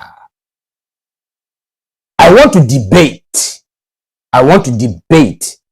an APC, any APC member on my live stream with facts and figures. I want to debate APC member. If you are an APC member watching me right now, I will want to debate you tomorrow. I want you to drop your contact for me, so I can bring you up tomorrow, so I can debate. I want you to convince me why I should support this criminal called Bola Ahmed Tinubu. People they ask you question. 10 years don't waka. The matter still they burn. Oh. We dey hear for streets say trillions don't miss. Who go answer us? Who go talk truth? APC na thief. Now waiting people they talk. Oh. NAPC na where APC they 24. APC na thief.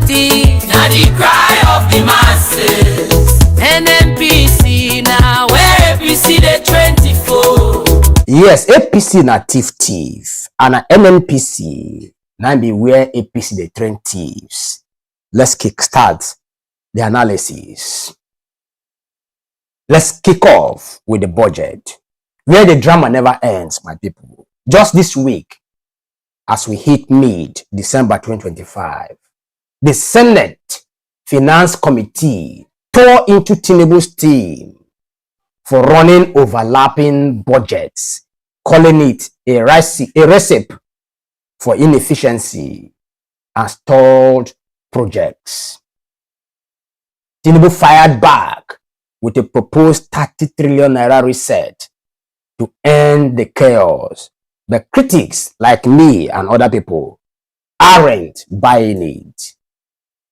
Analysts are slamming the government for double standards on the massive 30 trillion naira revenue shortfall, pointing to overly optimistic projections that border on delusions. Remember when Tinubu claimed that Nigeria hit its revenue targets? Pure smoke, pure lies. Finance Minister Wale Edun admitted the gaps, but administration's fiscal claims are riddled with contradictions, promising growth while drowning in debt. And the 2025 budget, my people, a 47.9 trillion naira farce that's already under fire. When can we have peace under this government? 1 year with his own trouble, another year with his own trouble. That's why we are standing our ground against Tinubu's criminal fraud that he calls tax.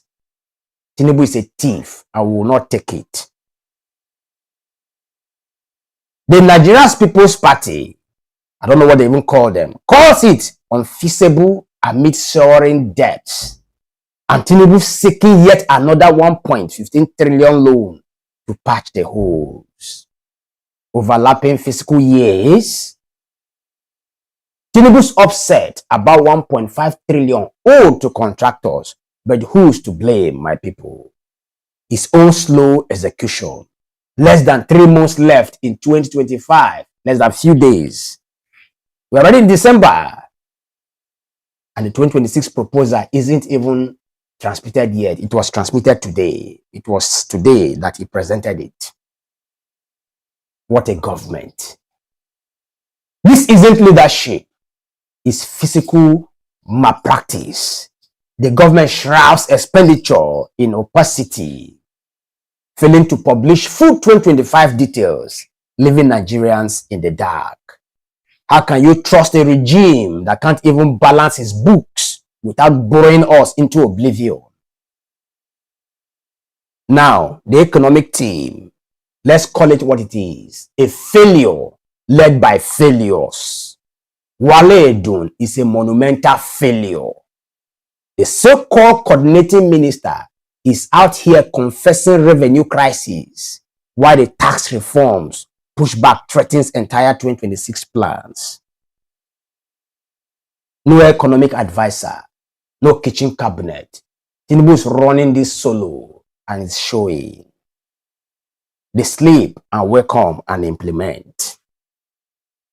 They sleep, wake up, dream about something, wake up and implement without consultations. That is what they are doing. Appointed incompetent people around him handling our economy. How can these people build this Nigeria's economy? How possible is it, my people? Reforms like subsidy removal and naira floating were supposed to stabilize things, but they have fueled inflation, poverty, and hardship. Didn't they promise us that when the fuel subsidy is removed, that everything will be stable? Is everything stable today? They flooded Nigeria. Is naira stable today? The answer is no. Who are the ones benefiting from this hardship? The people in government. The opposition blasts this as multidimensional failure with corruption, waste, and budget padding, undermining every promise made to the people. Northern groups are divided. As I'm talking to you now, Northerners are beginning to beat up their National Assembly members. One was beaten yesterday, and that was beaten this morning, and another was beaten last week. They are beginning to attack them for not representing them well the way they should. They oppose the tax, but because Tinubu bribed them, they allowed it to go through. And now Tinubu has forged a new tax law, which is an impeachable offense, but to know the National Assembly will have today. But many of us see these policies as IMF-driven assaults on the poor, because this policy, this tax policy, is from IMF and France. I'm very sure of it. People are still defending Tinubu with all these failures. Tinubu's defenders claim he's tackling inherited rot. But come on, my people. 2 years in, we are still deep in the hole. The National Labour Congress protests insecurity and economic woes, while the national opposition movement demands a halt to that tax mess, citing state capture and graft. Let's ask ourselves a question, my people. Why is it that APC is always looking for someone to accuse of their failures. They keep accusing people of their failures. They have failed. They know they have failed. But they still want to look for someone to accuse. Now, Tinubu is accusing Buhari. Why Buhari came and accused Jonathan. And Tinubu and Buhari put together, Jonathan is 1,000,000 times better than all of them. The most useless presidents that have ever ruled this country is Buhari and Tinubu. And Buhari will not rest in his grave. Thunder will fire him in that his grave. If Edun and crew can grasp the system as critics charge, why are they still there? This system isn't coordinating the economy. They are coordinating its collapse. And that is the truth, my people. Nigerians are paying the price, literally, with policies that enrich a few while starving the masses. But the real scandal, the fraudulent tax bill. My people, this is where Tinubu's government hits rock bottom. Old allegations from Alpha Beta Consulting, tax evasion, money laundering still haunting till today. But now it's front page fraud.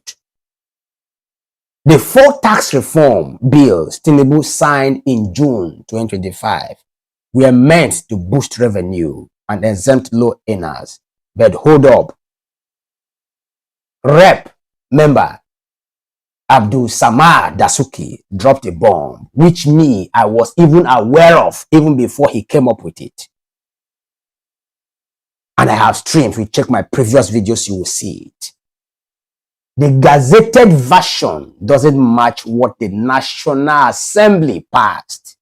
In sessions, omissions, lawyers call it illegal alteration, legislative fraud, and a mockery of democracy since 1999. Tinubu has destroyed and bastardized our democracy. What we have today is civilian democracy. It's authoritarian democracy. That's what we have today. That's what we have today. Activists like Deji Adeonju are furious. Any post-passage tweak is an affront to sovereignty. That is what he said. The House has set up a probe panel, but Nigerians aren't waiting. Even me, I am not waiting because I know that panel will not bring anything positive. Calls for suspension and impeachment are exploding. If you go to Twitter, you see a lot of people tweeting on X. Users like Hornshield labeled the gazetted law a outright fraud, refusing to accept it. Parallel facts reports Sadiq Munda calling Tinubu a failure over this, while others tie it to his controversial past, forged certificates, rigged elections. He's a master in this field. Rigging, forgery. He has a degree in this course. And we all know it. It's not a new thing. The government denies tampering, claiming it's about closing leakages. My brother, what is the meaning of tampering with a document?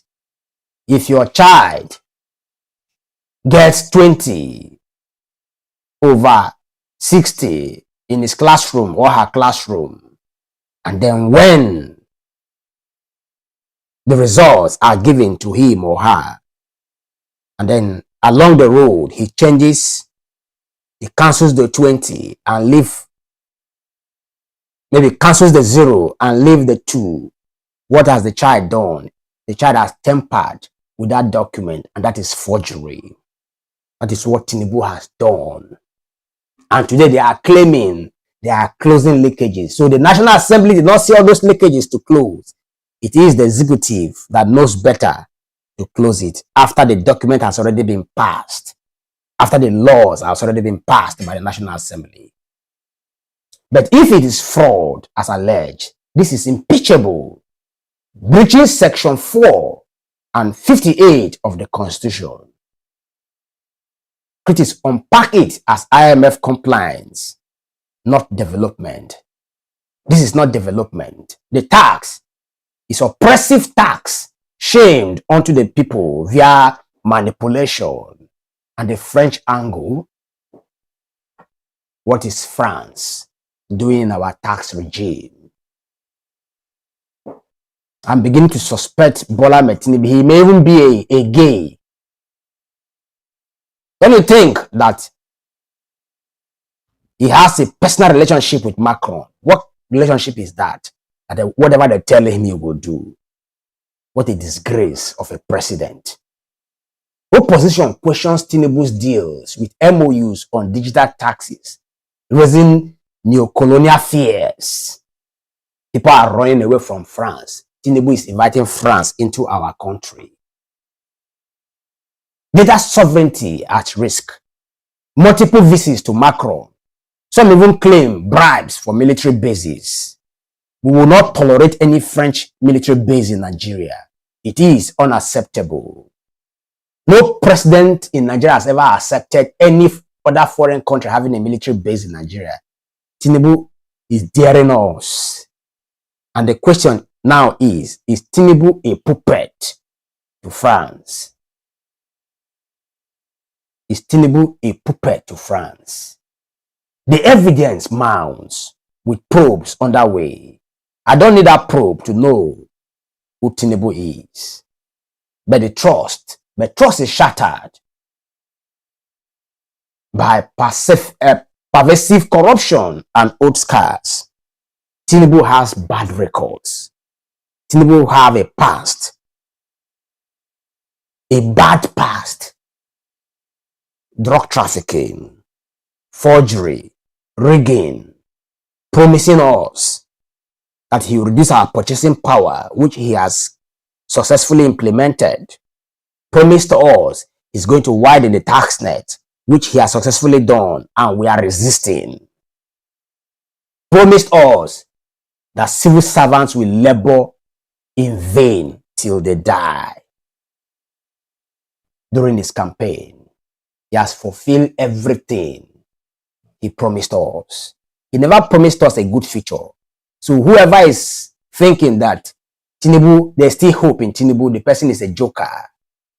My people, you are right to be thrilled that opposition to Tinubu's tax fraud is surging. So many people on Twitter, like I said before, are saying it is an impeachable offense, but we know our National Assembly does not have what it takes to do that. That's why we must vote all of them out so they can receive the punishment for what they have done. It's very, very important. We must have sense this time around. Okay, Nigerians are demanding accountability. Impeach for treason, suspend the law, jail the crooks. That is what people are saying right now. Lagos can't defend its budget because as far as I'm concerned, it's Nigeria against Lagos because those in government in Aso Rock are Lagos boys. Lagos can't defend its budget. Our next imposition lingers and 2027 looms. My people, vote out the criminals. Sanitize the system. My voice is very, very low right now because I am appealing to you guys to do the needful. As what you are seeing today is a joke. You will see renewed shaggy if you refuse to use your head. If you decide to vote for 5,000 or a cup of rice or a carton of Indomie, I pity for you. Because some of us talking are not crying for food. We are not. You are the ones crying for food. Truth is, my people, the truth still remains. We need reforms. We truly need reforms to block leakages in our system. It is very, very important. But this government cannot give us those reforms. We all know that. Because this government is a family business. It's a family government. But Tinubu's execution of these reforms is a disaster. First 2 years, economic instability, debt ballooning, hardships unchecked. What do we call this, my people? Nigerians, wake up. Nigeria, don't tax hunger without transparency. Because what Tinubu is trying to do now is to tax hunger. He has impoverished Nigerians. Yes, he still wants to tax the hungry Nigerians. Demand facts over fear. Because most of you watching me right now is fear. We have seen everything. Me personally, I have seen everything. It's no longer new. But hold this government accountable for its frauds and flops. If you don't hold your government accountable, then who are you? Or what are you? Everything they throw at you, you swallow. Everything they throw at you, you swallow. And it gives them more confidence to throw more at you.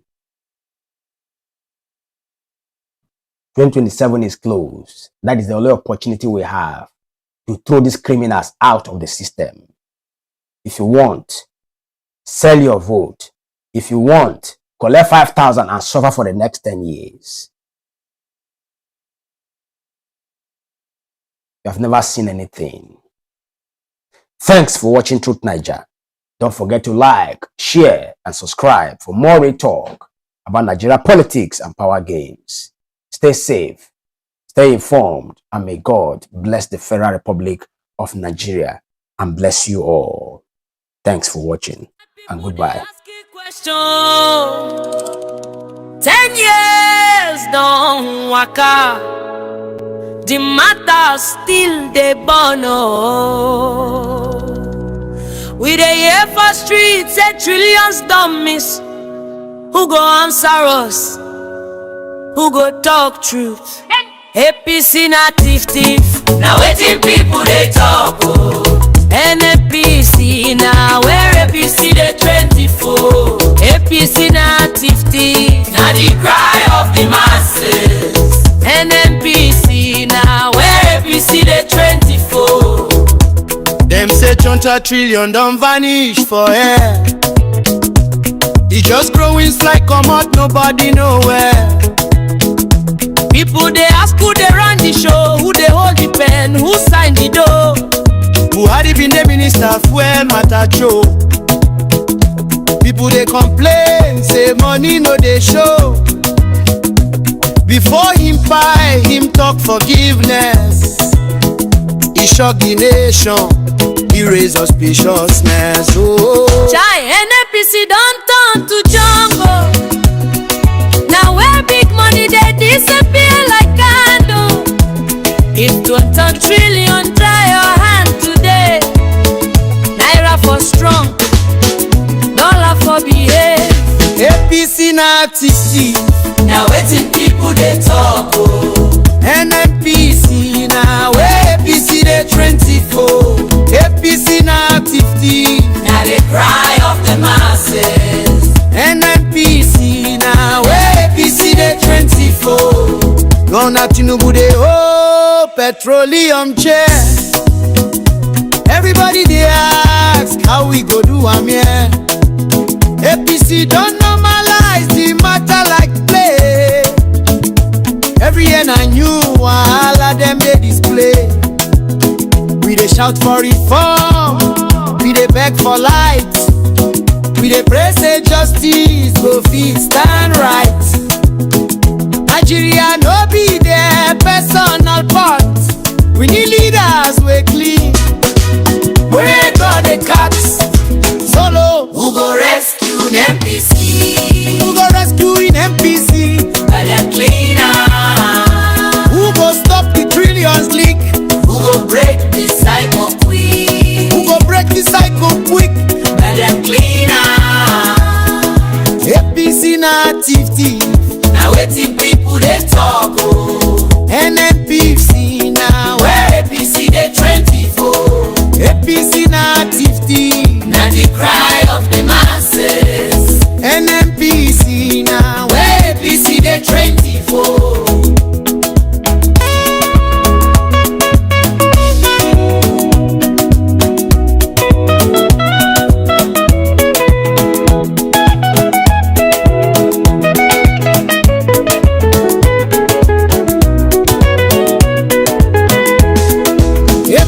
APC na thief. Now waiting people they talk. Oh. NNPC na APC they train for. APC na thief. Now the cry of the masses. NNPC na APC they train for. People they asking question. 10 years don't waka. The matter still they burn. We dey here for street. In the name of the Father, and of the Son, and of the Holy Spirit. Amen. Holy, holy, holy. Angel Marco, holy, holy. Angel Gabriel, holy, holy. Robo, robo, rabara, zobo, zobo, rakanka. Holy, holy, holy. Banjo like Now me be Mr. Truth9ja. I dey come from Naija. If I talk, them go buy me. If I no talk, hunger go buy me. So make I talk and buy. At least I die with truth for mouth.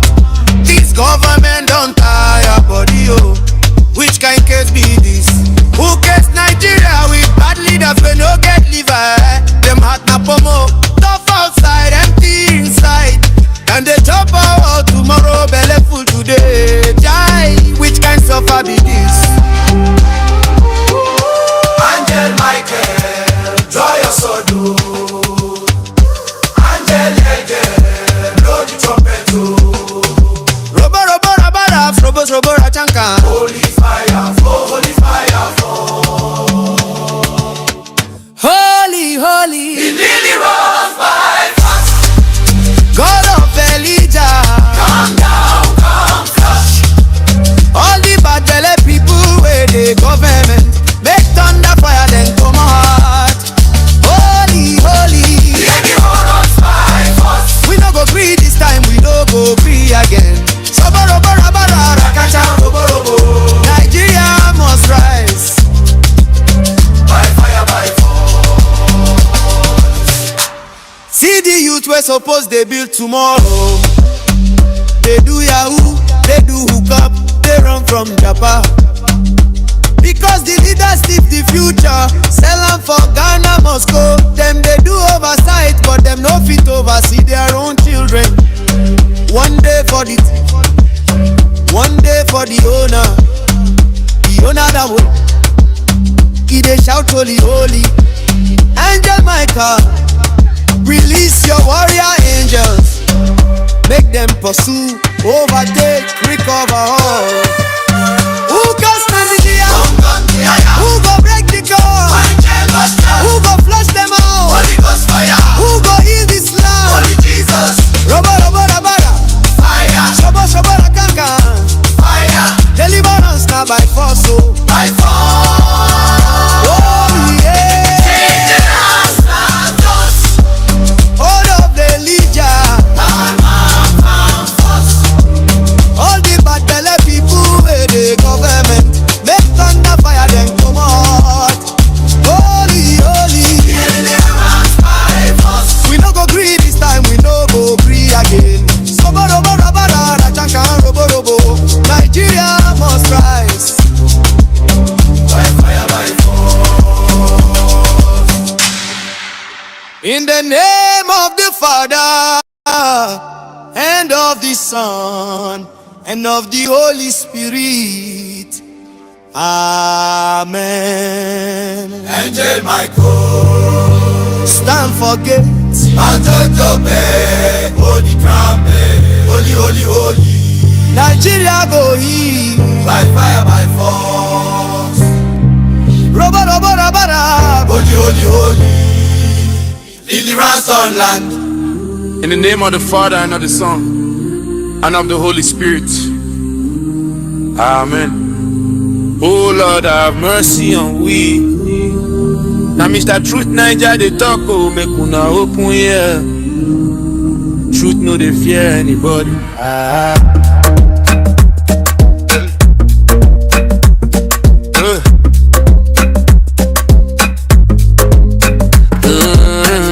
Nigeria get people with sabi. Professors full everywhere.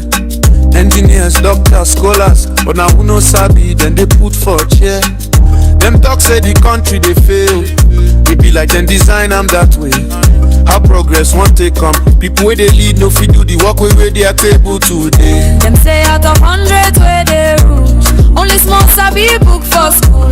But now them they hold the juicy post. Now we the masses they pay the cost.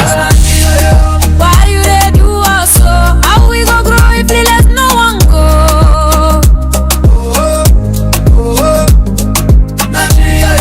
It dey pain my soul. Now failure the best failure. Make we talk and Then go put doctor for power ministry. Lawyer go dey aviation a mystery.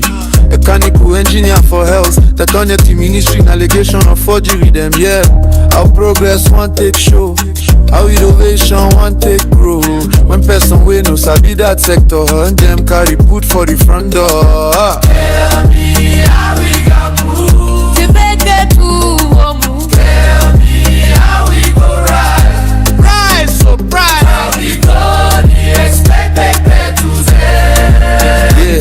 When the setup no correct. Yeah. Even for security matters, people they raise eyebrows, them they drop allegation anyhow. Say some big man they close to Wahala crew. I don't know if not true, but they talk they loud. But how person we get rumor for head? Go protect 200 million for bed. Now so confusion they spread. Now so hope they turn to dread. Yeah. Nigeria, oh, we dey terror. It be like say them design them to fail. Oh. Nigeria, oh, we dey cry for change. Make competence replace this thing with strange. Hey, we don't tire for thugs for position. We don't tire for wrong people for mission. Make person we study the work, run the work. Now so system they get division. Doctor for health, engineer for power, economist for finance, give aviation to pilot scholar. When square peg enter square hole, now then Nigeria go begin roll. Now me Mr. Truth9ja, I don't talk my own. I did no cost, Nigeria no doom. Now wrong people they steer the broom. Change the leaders, change the tune, and this country go shine like moon. Nigeria, rise again, oh. Rise again, oh. Rise again, oh.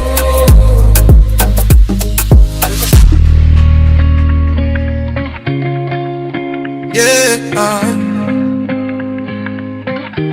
One love, one vital. One love, my people till the end. Oh yeah. It don't tell we they shout for peace, but them still they play us like film. We don't get keys. Them say we be giant, but we still they crawl. Every day they be like say we fall, but me I believe say we go rise again. Now unity go reap away the pain. From Kano down to Lagos, man, are the same red blood they our vein. If love no day, waiting remain. Make we stop to the fight for name. No tribe, no hate, no shame. Not together we go win this game. Peace go reign. Peace go reign. For Naija, peace go reign. No more blood, no more change. Together we go rise again. Peace go reign. For Naija, peace go reign. No more wahala, no more pain. Together we go rise again.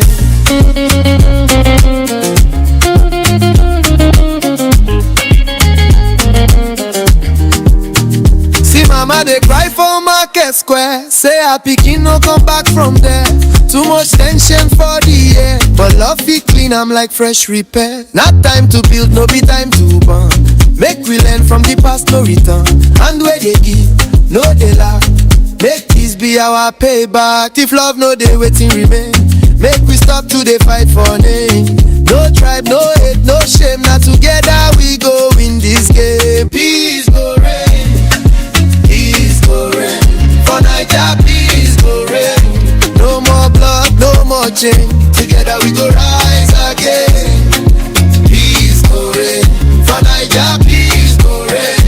No more wahala, no more pain. Together we go rise. We be one people. people one color, one tone. No let them use power break your bone. Now love be the real backbone. If we hold them tight, peace go show for home. Tell them say the fire don't cool. Now peace go rule, make love be the tool. Yeah, Naija my land. Make we join our hand. From just to Aba, from Maiduguri to Ibadan. Peace go rain, it go rain again. One love my people till the end.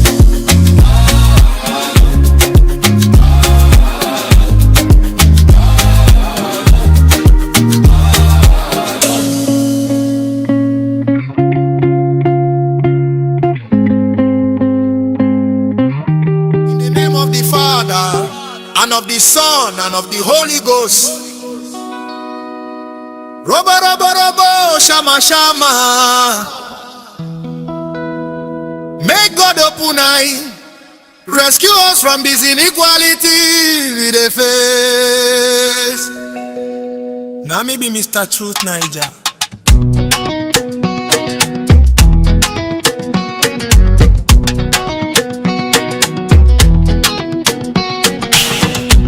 Be say for this one Nigeria,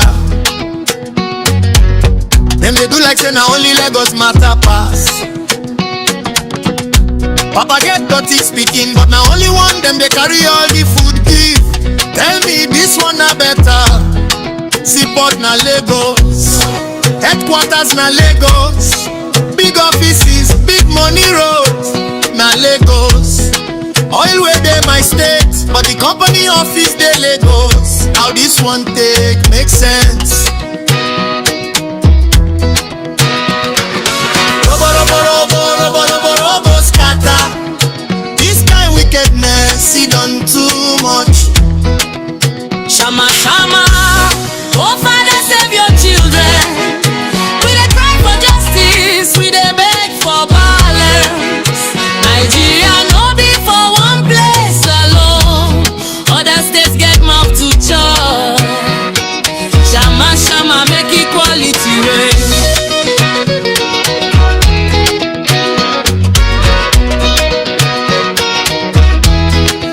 Embassy for Lagos, power for Lagos. Opportunity they stack like say now only one zone dey this country. But when wahala show, them go tell people go your town, as if na them alone build the place. We agree say make we live as one, but unity no mean monopoly. Time don't reach, make the table balance. Make every region taste the national blessing. Robo, robo, robo, robo, robo, robo, scatter. Now truth we dey talk, this evil must stop. Shama, shama, oh God, hear our cry. No more sabotage, no more suppression. Nigeria big pass one corner alone. Other states get mouth to chop. Shama, shama, justice for all of us.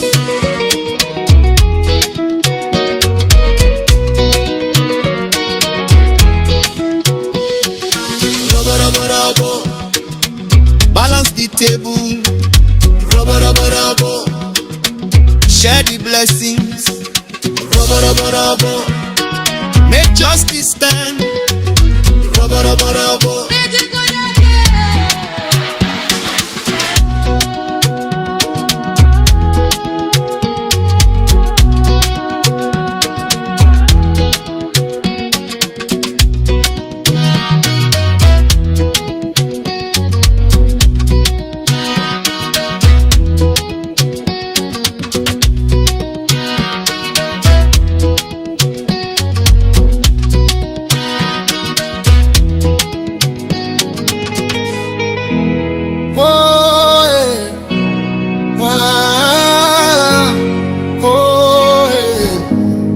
Which kind country be this? Sometimes they be like say now only God fit judge the matter. Oh, which kind country be this? What people wey suppose protect us they cause the wahala. Every day na new tori, my people they ask. Now who go stand for truth, who go fight for justice? Na, na, na, na. Which kind country be this? Where you get to lose, one for some people, another for the rest. How we want to grow, how we want to unite. If the goalpost they shift anytime we try score. Oh, Naija, why you they do us like this? We they cry, but nobody hear our voice. No time for class, solve the hope for choice. Tell me my country, who divide us like this? Oh, Naija, it no supposed be so. Good for Zamfara na their own, rude out for South and Nigeria own. Sometimes they pay me deep for gold. It can't be like say this whole thing a scam. If to say oh you know the outside, how them for treat us? Make we talk am true. If I don't read oh, if I don't joke oh, them for don't use us shine, them for don't do us yeah. We dey hustle, we dey pray, but the system still dey do us anyhow. We just want fairness, we know they fight, make this country work. Don't be too much ask. Naija, why you they do us like this? We they cry, but nobody they hear our voice. No turn first class, how they hope for choice. Tell me my country, who divide us like this? Naija, it no supposed be so. Good for Zamfara na their own, good for South na Nigeria own. Sometimes they pay me deep for both. It can't be like say this whole thing a scam.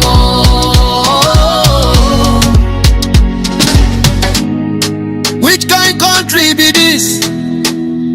My people, we deserve better. Till justice balance, we no go stop to shout. Naija must rise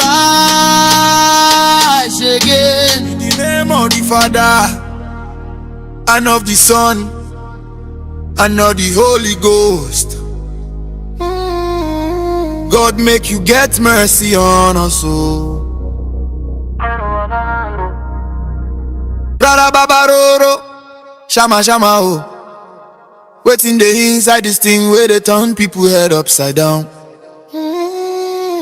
Brother Babaroro, CRCB. Waiting the inside APC where person join humanity go just shift. Now so wahala boss, we no fit understand. Good people enter mind begin bend like rubber band. Them go talk truth before, loud like thunder. But once them enter, conscience begin wonder. He shock me, weak me, tire my soul. How power they turn some people to another road.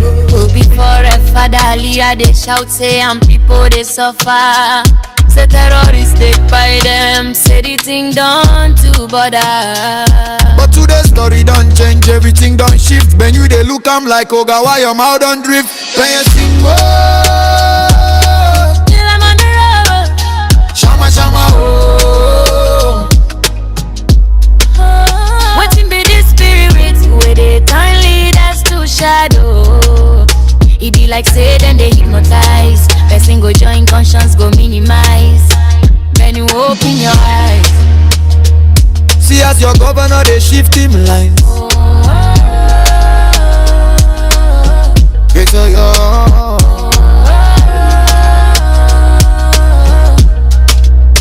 them say no be like na reality show. When them join the team, truth begin slow. Now who swear for this kind Polycaro river? Waiting them they drink where they freeze man liver. Aliyah we talk before with fire for tongue. Now we they talk like person we don't lose him loom. Get today we know say packaging fi deceive. Some people fi preach truth where them no really believe. Why every life pressing done day? Of the Father and of the Son and of the Holy Ghost. Holy Ghost fire, fire, fire, fall on APC Gnosis. God of Elijah, have mercy on us all. Waiting the inside APC. Where if person join him go lose am humanity. Which kind wahala be this? Even rep father Aliyah don't join APC. Now I'm they talk like person where I'm brain now they work again. Baba baba mama mama mama mama. We are speaking tongues. We want deliver rep father Aliyah from the spirit of lies and love for money. Shama shama baba baba. We are deliver. Before Aliyah been they preach salvation. Terrorists, they paying people for Benue nation. People come vote them. Say rep father go save us. No the same let they shout no genocide for Benue. Which kind turning be this? The man we been they cry with widows. Now the time with the people we send the killers. Oh yeah, Benue people, open una eye. Una governor, don't join the lie team. Fake rep father, fake. Waiting the inside APC. Where if person join him go lose am humanity. Which kind wahala be this? Even rep father Aliyah don't join APC. Now I'm the talk like person where you brain no they work again. Baba baba mama mama mama mama. We are speaking tongues. We want deliver rep father Aliyah from the spirit of lies and love for money. Shama shama baba baba. We are deliver.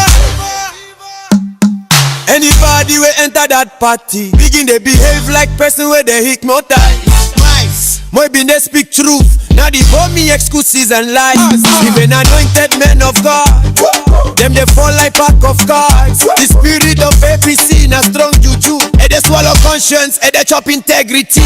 Rep father Aliyah, we love you oh, but this version of you na counterfeit. The Holy Ghost fire burn the hypnosis. Rabababa, koshikobo shama shama laba laba. Spirit of truth, arrest am. Spirit of lies, release am. We bind the demon of party supremacy. We lose the real rep father Aliyah. Back to factory settings. Oya push am, make him fall.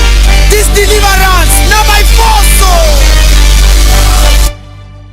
Waiting the inside APC.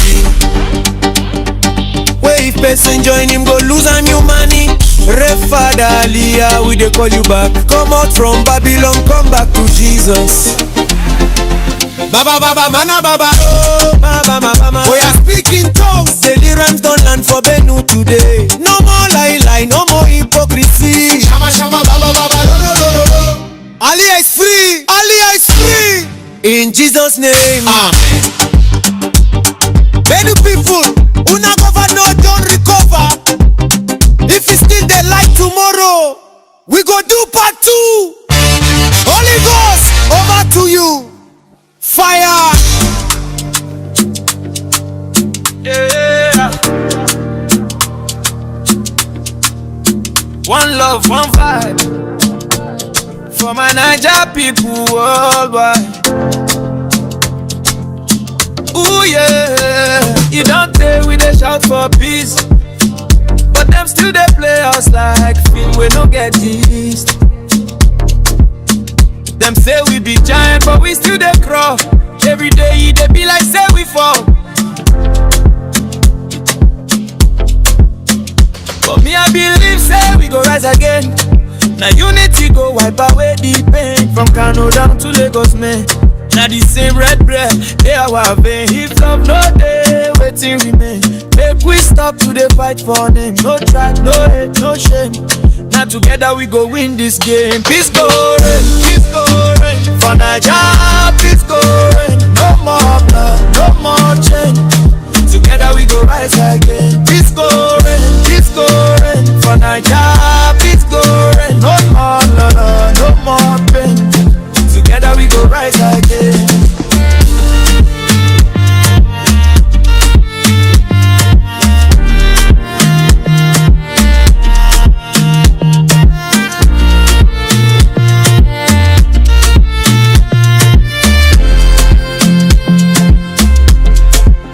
See mama they cry for Market Square.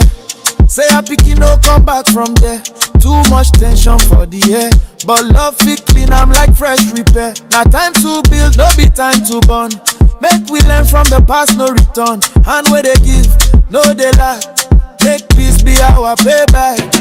If love no day, waiting remain. Make we stop to the fight for name. No tribe, no hate, no shame. Now together we go win this game. Peace go for Naija, peace go no more blood, no more change. Together we go rise again. Peace go for Naija, peace go no more wahala, no more pain. Together we go rise again. We be one people, one color, one tone. Don't let them use power break your bone. Now love be the real backbone. If you hold them tight, peace